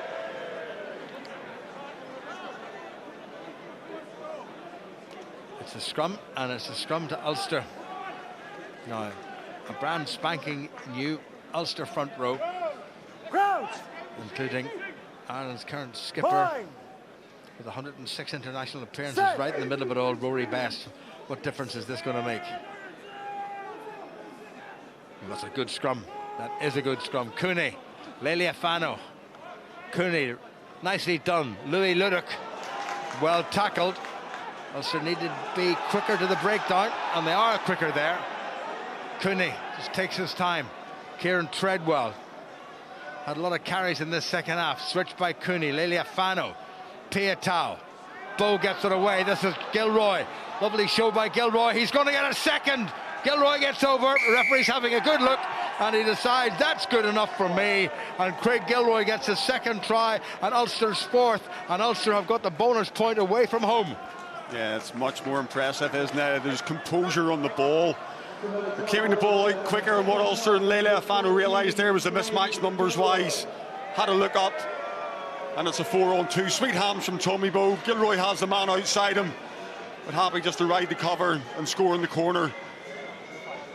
But that was nice from Tommy Bowe. Just did enough there to interest Jared Rosser, and that was enough to give Gilroy this freedom outside. And he's looked really sharp this evening, full of running, and nothing more than he deserves, getting his second try. Yeah, well, he's seen Jacob Stockdale have a wonderful start to this season, and he probably is thinking to himself, well, I used to do all that, and I still can. Yeah, absolutely. And two big games in Europe coming up over the next 2 weeks against the Harlequins, and one would feel that Stockdale has one of the wing positions nailed on. So I think realistically, looking at tonight's team, it's a straight gun battle between Gilroy and Ludic. I'm sure Messrs Bowe and Trimble may have something to say about that. So Ulster, with 16 minutes gone in the second half, have switched the lead now to 10 points. Can Lealiafano make it 12? And that is judged to perfection by Christian Lealiafano. So it's now the Dragons 15 and Ulster 27, and we're coming up to the end of the third quarter here in Newport. What a good try that was. Lovely soft hands all round, and a wonderful show and great strength from Gilroy. Determination all over him. Yeah, Ulster have really cut the error count down, but played much smarter with ball in hand, played territory, and the possession they've reaped from it is starting to pay its rewards. Jacquin looking on. Here goes Lealiafano. Dragons replacement on, incidentally. The vastly experienced Reynard Landman is on, wearing number 19, playing in the second row. Ulster brought on Chris Henry, wearing number 20. Wonderful piece of covering by Gavin Henson. His fullback Angus O'Brien. Knocked backward. I didn't seem to think so, but then they wouldn't. Piatow has found O'Brien, who finds Henson, who finds a very good touch. Well, he's still a master striker, isn't he? Yeah, I'm not sure if that was the cleanest strike that he's picked out, but it had the desired effect. Bit of cut spin on it, just taking it into touch, but here's a Leofano one. Yeah, went backward, hands on the foot, going back. But what's been noticeable, Jim, from the kickoffs, the Ulster reception, is how they've brought Piatow into that catching position. He's the fullback, he's probably the best with under the high ball. So they've got rid of that pod and they've left Piatow free to catch and clear all in one go. Another Dragons replacement on. Roach, the flanker, is on. Here comes Sean Reedy for Ulster. Cooney, and again Leofano. Pass back inside the 22. O'Brien took it very nicely. Stopped initially by Gilroy. They leave it for Babos, who's had a great game, this youngster. Back on the Dragon side, Griffiths. To his back row forward, Loach. Babos again, here's Henson. Off the outside of the foot yet again, and into touch, and Ulster's ball. Ulster will not be unhappy. Still inside this third quarter. 4 tries for Ulster. Doesn't happen too often away from home.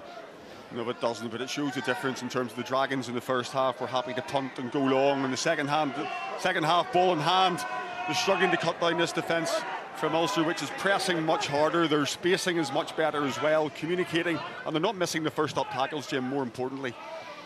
Chris Henry pressed into lifting duties.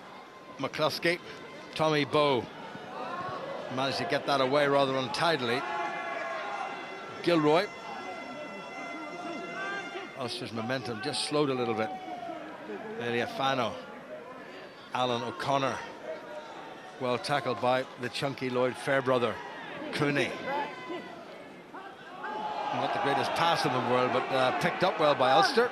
And it's still kept in, and the Dragons, I thought, nearly got that one. Nick Timoney just eases himself to the ground. Taken back inside the 22 by Ulster. So no direct kick into touch. Cooney. That's not a bad kick at all. Well covered by O'Brien. Now it's Henson. Decides not to kick. Babos. First time he's actually had ball in hand to run with. And runs into Rory Best. Babos did well. Henson at scrum half. Hewitt plays a wee bit of footy there and gets away. Good tackle by Best on the winger. Henson again at number 9. Fairbrother. Babos back in his regular position.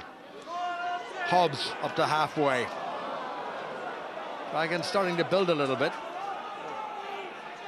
Also mustn't interfere with the scrum half in those situations. Little dummy there by Ben Loach.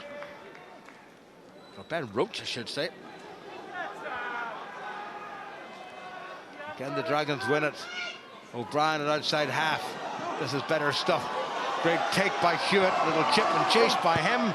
And that's bounced handily enough, but he's knocked it into touch for an Ulster line-out. End of the third quarter. 20 minutes to go. 27 to Ulster, 15 to the Dragons. Can Ulster hang on? I know they can hang on, certainly. I think they can put more points in this Dragon side as well, Jim, but nice transfer. Louis Ludick hitting in, and that's clever from Hewitt as well. It's outnumbered, puts the ball down the line, then he actually puts the ball into touch, which gives Rory Best a throw. But symptomatic of this second half is the fact that this is realistically the first time that the Dragons have been in the Ulster 22. Subsequently, Ulster now 12 points clear, but it's a completely different ball game in the second half. Ulster have shortened the line out to 4 men. Knocked back untidily, knocked forward in fact by Ulster. Yes. And the referee has given the Dragons the scrum because it was a straightforward knock on. Time off. Bit of an injury.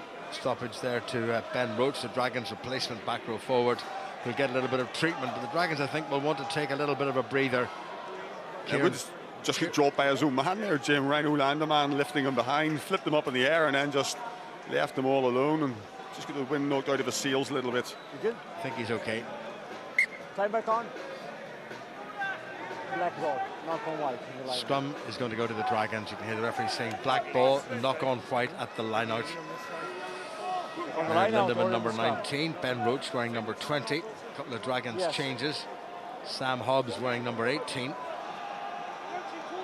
Improvement in the Ulster scrum, Jim, since Les Kiss rang the changes in that front row. Certainly on their own ball, they've been really steady. Let's see if they can put a little bit of a squeeze on this Dragons 8. And remember, Ulster's probably 2 first choice tight head props. Ian Herbst and Rodney Ayew on the injury list, and Andrew Warwick does a pretty decent job filling in at tight head. Referee not happy at all with that. Fun and games in this near side between Callum Black and the chunky Dragons tight head Lloyd Fairbrother.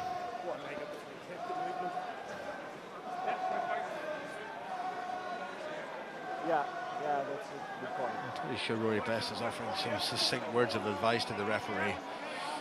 The scrums have been a bit of a shambles this evening, haven't they? It's been a bone of contention over the last 2 or 3 years in the game of rugby, and to be fair, this season there's been much improvement by most sides, but tonight's been a bit of a throwback to the dark old days of a couple of years ago. Set. Go. It's been taken down in the Dragons tight head side, and the referee has decided otherwise, and that's going to give the Dragons a penalty now. The far side, pulling down. And they're saying that Callum Black was the man who pulled down. I would have to disagree with that. And I'm sure Callum Black would disagree with that as well. Into the corner they've decided. Dragons captain is asking what's the score. Can you tell me what's the score? 27-15. Corner. I haven't heard that for a wee while. The Dragons captain wants to know what the score is. I don't see a scoreboard anywhere, I have to say. And the referee has told him that it's 27-15. Glasgow Warriors, I'm reliably informed, have come back and have scored a try, and they're now leading the Cardiff Blues by 21 points to 16 at Scotstoun. So Glasgow heading for a 10th successive win in Conference A. Here in Conference B, it's Dragons 15, Ulster 27. Raynor Landman took it. Dragons going for another drive-over try, the way they did in the first half, courtesy of Matthew Screech, and they're going about it the right way, and Ulster in a little bit of trouble here. Rory Best has managed to get himself in, still there with the Dragons. Great grafting there by another former Ulster skipper, Chris Henry. Babos picks it up, they have to move this one. Quicker ball, the Dragons really have got that ball away well. Here goes Benjamin, who scored the opening try, or the only try against Leinster a week ago. Jack Dixon.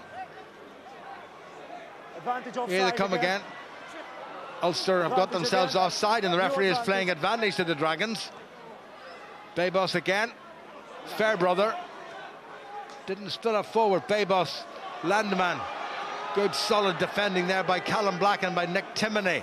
This is Hobbs, the replacement prop. Rory Best doing a good bit of tackling there. Here come the Dragons. Henson, cleverly done, maybe a bit too far, and it's gone dead. And the referee has decided that after a fairly lengthy piece of advantage, there was no advantage, and the Dragons will get the penalty. That's better from Ulster, Jim, getting off the line. You don't mind them giving away a penalty or two in there. You almost have to at times to try and slow that ball down, to stop it coming quickly. You get a foot in the side, a body in the side, a hand in there, just slow it down somehow. But testament to the defence that Henson had to kick that away in the end. Couldn't find a gap to be able to unlock the defence. Well, Gavin Henson does the needful yet again. This is the final little bit of play. There was the clip by Henson, just a little bit too far. Shortish dead ball line here at Rodney Parade. Dragons with 5 men in the line-out, and the skipper, Ollie Griffith, is standing in the scrum half position. This is Belcher. Well taken by Landeman. Now they throw a lot of people in there. The one or two of the backs are in as well. Also will have to be very alert here. Over the line, and the try has been awarded. And the Dragons have got try number 3. And the man who's up, I think, is the hooker Belcher. And a bit of nonsense breaks out there. It's all very unpleasant, quite unnecessary. And if anybody swings a punch, they're going to go to the bin, if not worse. So they just have to calm themselves down. Temper's running pretty high. It's been that kind of a game. So the Dragons back within a converted try of drawing this game, and they have the conversion to come. Yeah, the Dragons are right back in this, and you must stop that at source. Once this man lands, that has to be smacked. Also, don't even move that Jim off the line out. Dragons run round, couple of extra backs join in there, but it's going forward at a rate of knots, and very, very hard to stop once that actually gets some momentum. But again, technically from the Dragons, very good. We saw it in the first half, and that's equally as good in the second. Well, it was Liam Belcher who took the ball over. The man who threw the ball in came round and gathered it in and kept himself in a very good position, and a little grin of satisfaction. And the referees, that's good refereeing by Maris Petray, saying, we've had our handbags, now can we carry on with the game? Pretty decent bit of refereeing. But that's 4 tries for Ulster, 3 tries for the Dragons, and still 14 minutes remaining. Yeah, well, the Dragons will fancy that as a mode of getting back into this game, get the ball into touch and try and get a throw-in of their own. They certainly look as if they have the advantage in terms of the mauling side of the game, and Ulster controlling this beautifully in the second half, and suddenly the Dragons have just played their way back into it.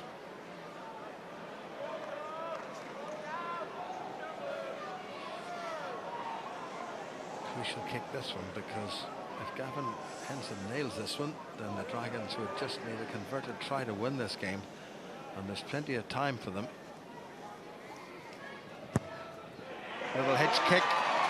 Oh, he's just shaved that post and came back, so no conversion. And what a scoreline that is with 13 minutes remaining. Dragons 20 and Ulster 27. Crucial restart for Lele Afano here. One feels he must go deep with a good chase, get enough height in the ball, make sure the Dragons have to catch and then kick to get themselves out of trouble. He's given it plenty of height anyway. Who's chasing?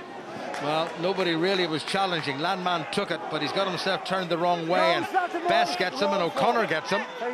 But Landman's made it available. Griffiths, no standing start for him this time. Well kept and checked by Ulster. Back to Hansen from outside the 22. What a belt he's given that. Pietau, Leliafano. He's got Gilroy outside him. And he's got McCluskey outside him. Gilroy very nearly gets away. Good bit of zip there by Gilroy, and Ulster give away the penalty at the breakdown. They're not making it easy for themselves, Tony. Yeah, I think Craig Gilroy guilty, Jim, of just, although he was tackled and went to ground, not guilty of releasing the ball. So we see he takes the ball and goes outside. Jack Dixon, in fairness, did Jack Dixon actually release him? Once a tackle's made, it's up to the tackler to release him, and for my money, both his hands don't come off Gilroy there. Perhaps the crowd coerced Maitreya into giving that decision. Well, the tackle was by Jack Dixon, and the kick that touched was by Gavin Henson. And the Dragons, having been in all sorts of problems, conceded 12 points without reply, and now they've come back into this, and what a position they're in. That is the Ulster 22. Bit untidy, but they've got it away. Adam Warren makes a decent bit of ground. Bavos gets it away now. Griffiths into McCluskey and Rory Best, who's got out wide. Great work by Rory Best at the breakdown, but he's held. Benjamin across the Ulster 22. Dragons by no means out of this. Here goes Gavin Henson. Dragons support player made a little bit too much ground for Ulster's liking, and here they go again. Ulster can't afford to be conceding anything here. Griffiths back inside to his back row colleague James Benjamin. This is good stuff, beautifully taken by Henson. Well tackled though by Ulster there. It's the try scorer Belcher, busy little hooker. Fairbrother, the tight head prop. Ulster really having to dig in defence. Dragons playing a very, very good brand of rugby. No hands! Lindemann is in there as well. Referee having a look at the breakdown. Henson slipped it away. Reedy up and away. Griffiths back inside to Davis. He signed a new deal here, incidentally.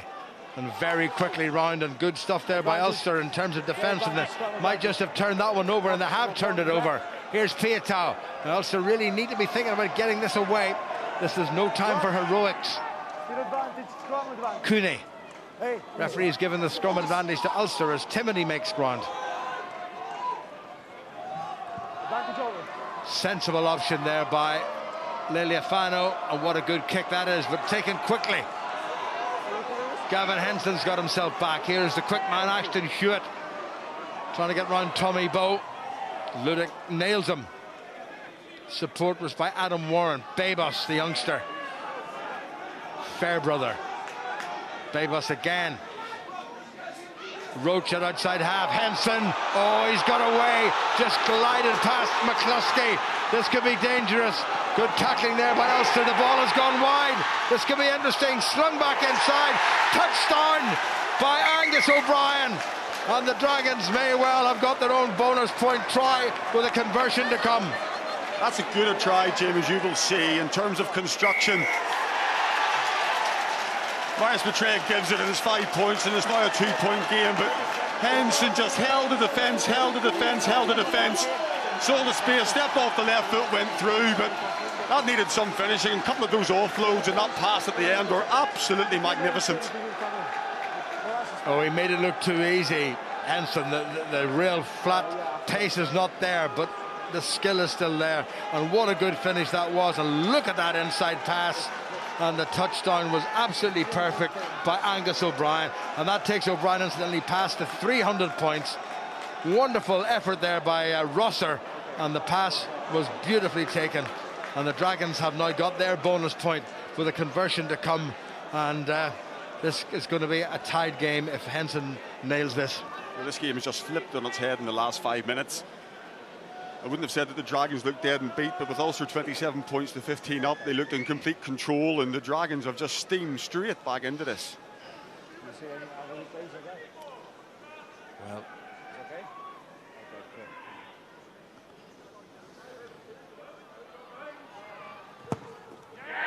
as he brought that one in.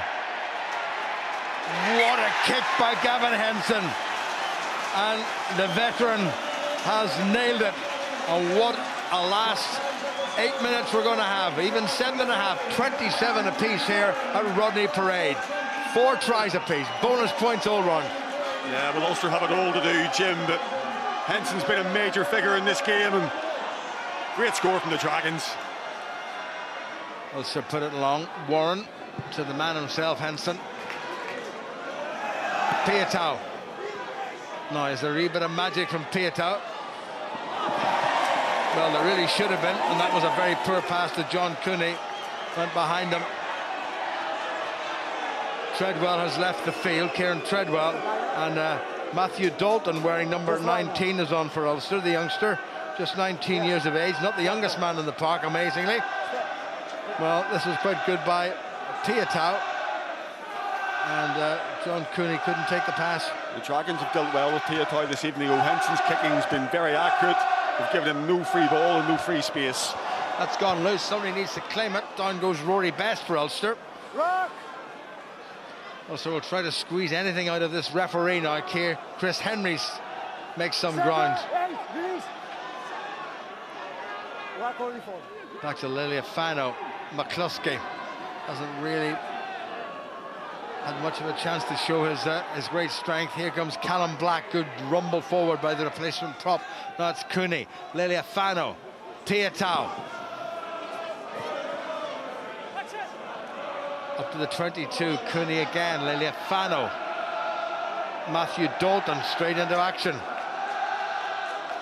Lealiafano again, taken on by Alan O'Connor.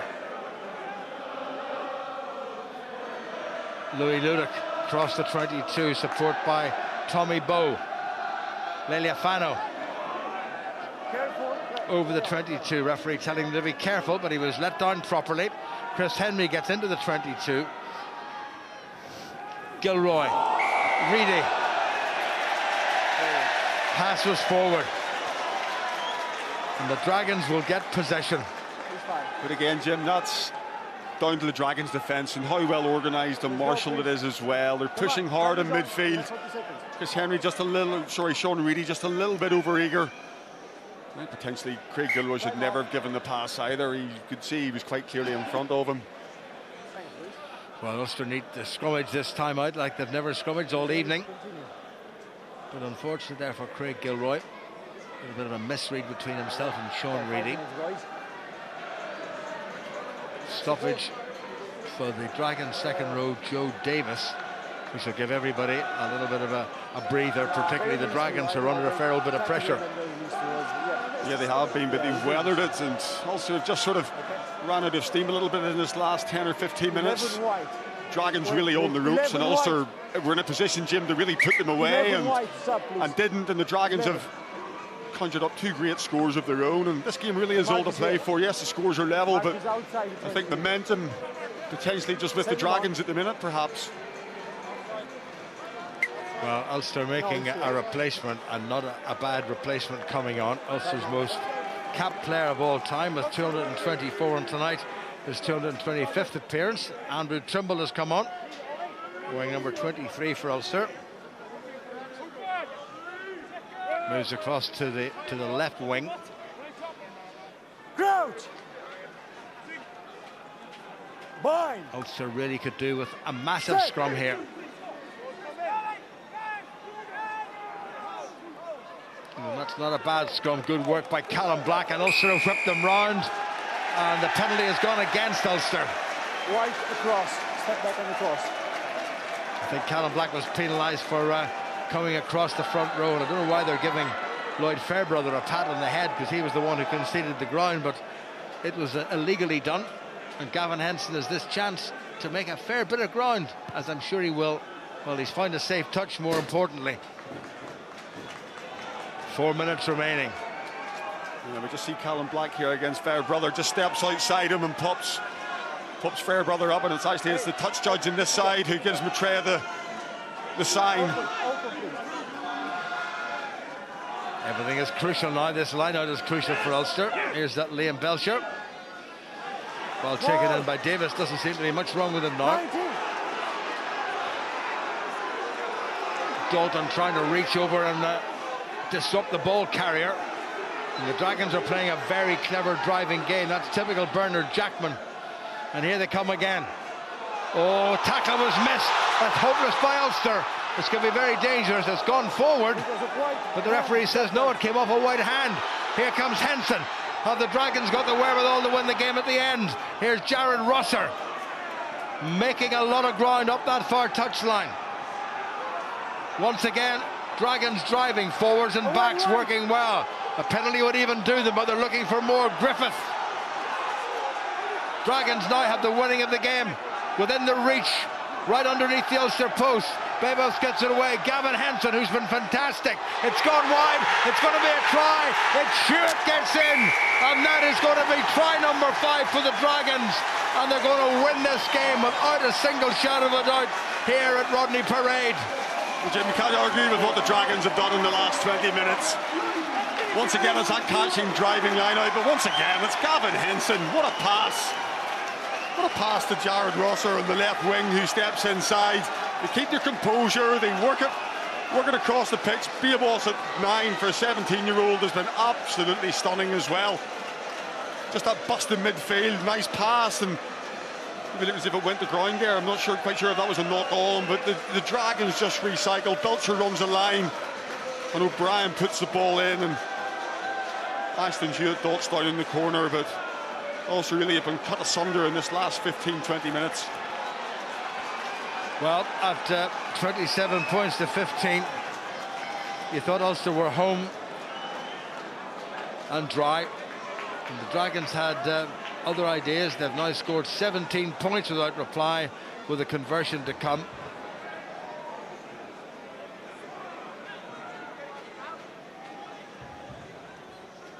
And Ulster will come away with perhaps a losing bonus point and a try-scoring bonus point. Henson, just to add the coup de grace, just went a little bit on the wide side.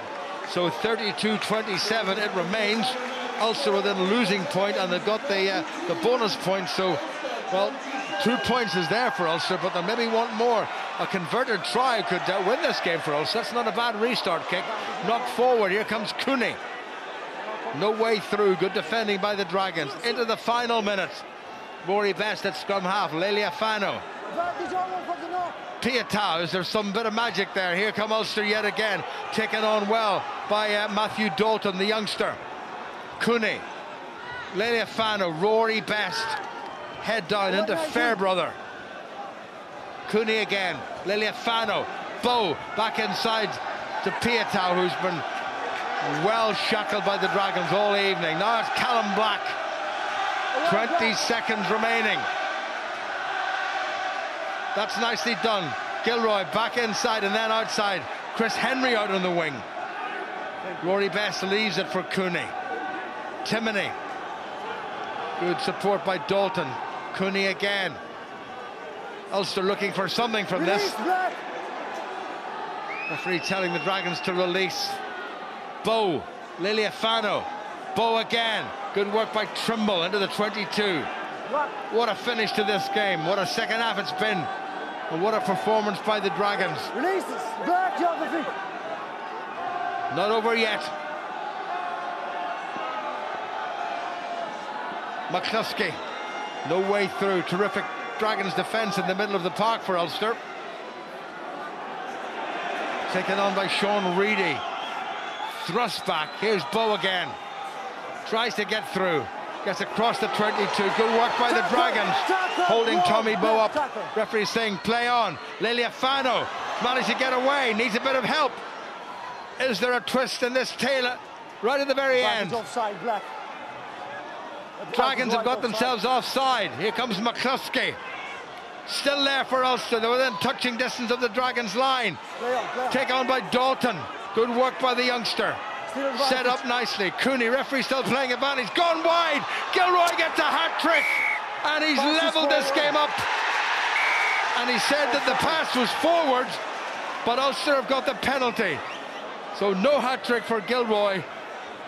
No winning try for Ulster. Taken quickly by Piatau. Has he got the strength to get over? Not quite. Ulster so close. Driving forward. Callum Black.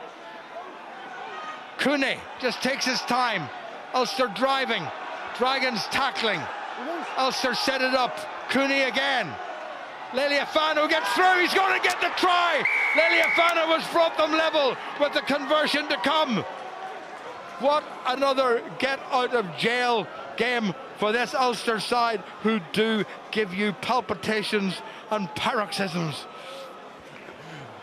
They give you full value for money, Jim, as well. My goodness, they take you through the full range of emotions.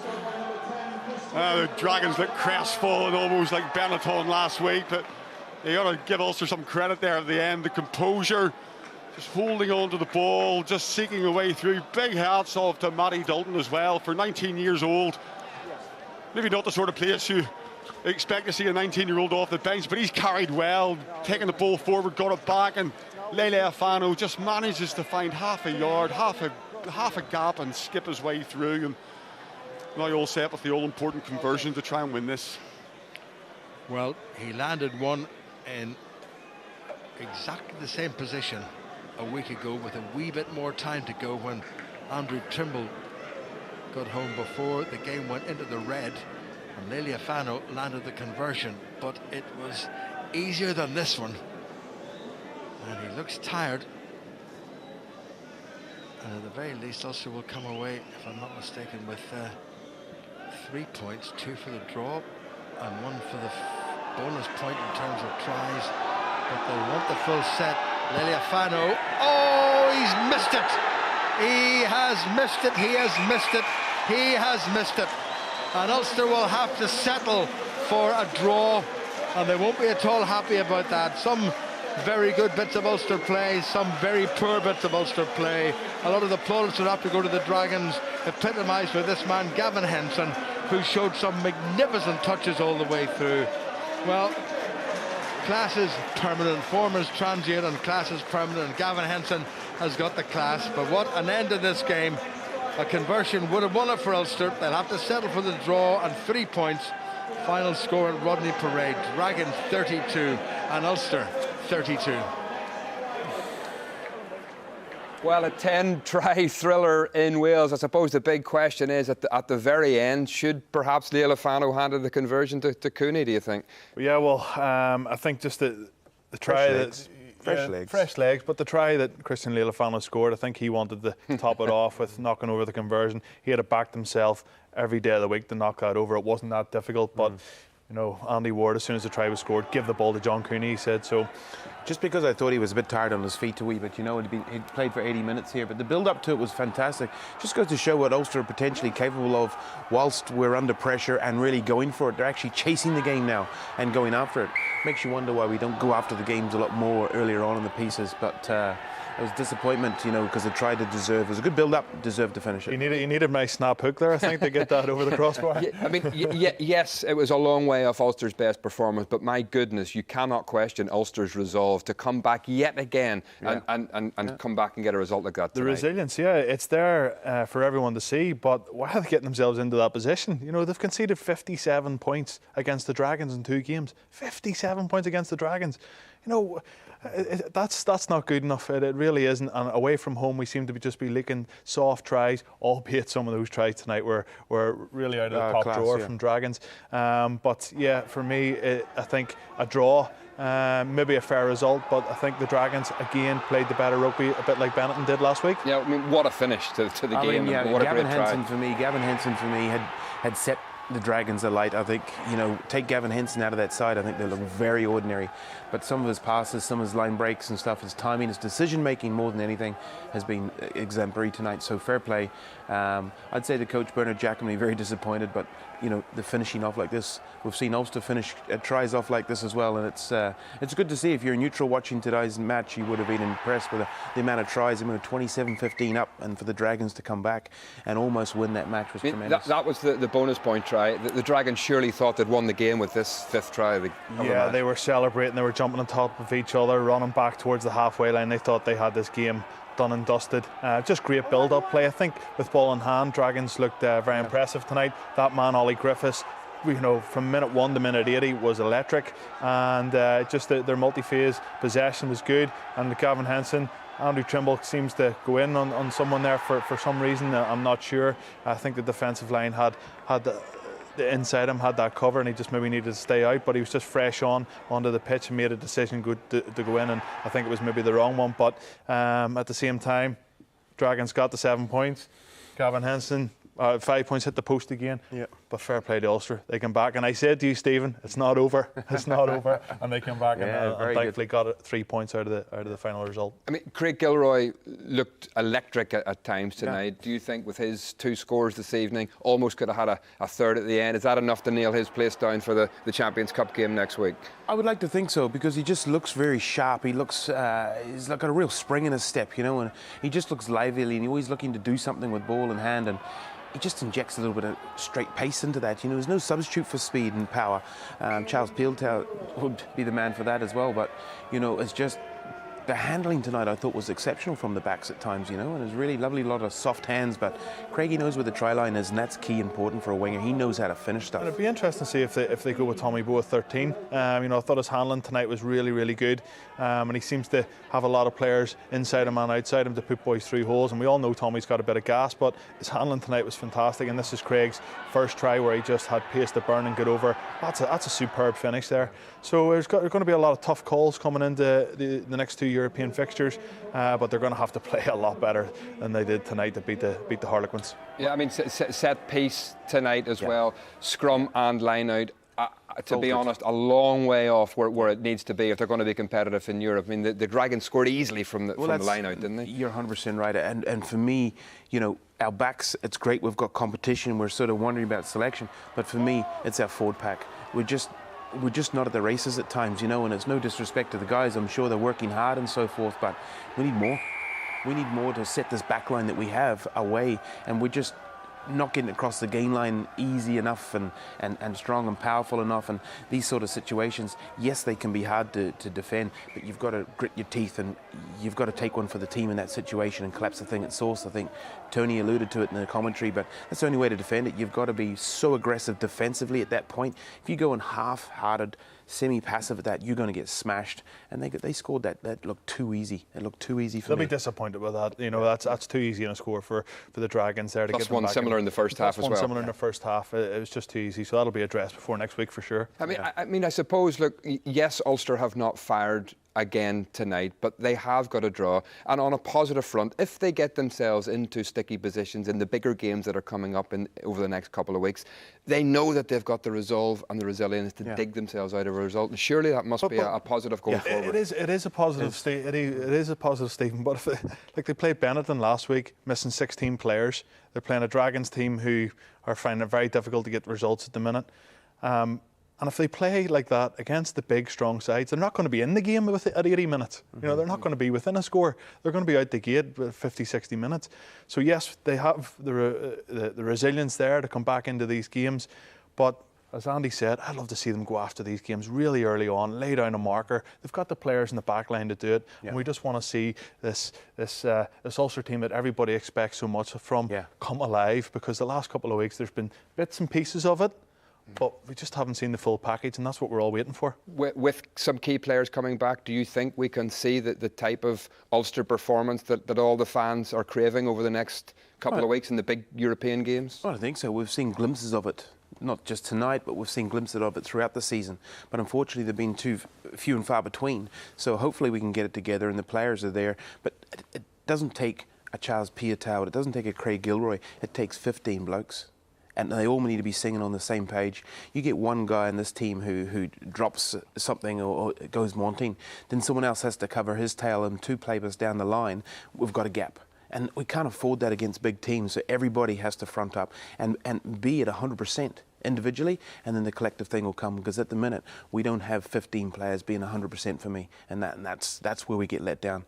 And but for me as a fan, I hope they can get it right, and that's all I can do is hope. OK, Andy, Stephen, thank you very much for your company tonight. We've lots of rugby coming up between now and the new year. Next up, we have live commentary of those back-to-back games in the Champions Cup against Harlequins. That's on December the 10th and 15th. Then it's back to the Pro 14 for 3 big Irish derbies, all live on BBC Two. Connacht Ulster is live on the 23rd of December, Ulster Munster on New Year's Day, and the away trip to Leinster is on the 6th of January. Lots to look forward to. Tonight, Ulster have got out of jail yet again. They got a draw after a 10-try thriller from all of us here. Let's bye-bye.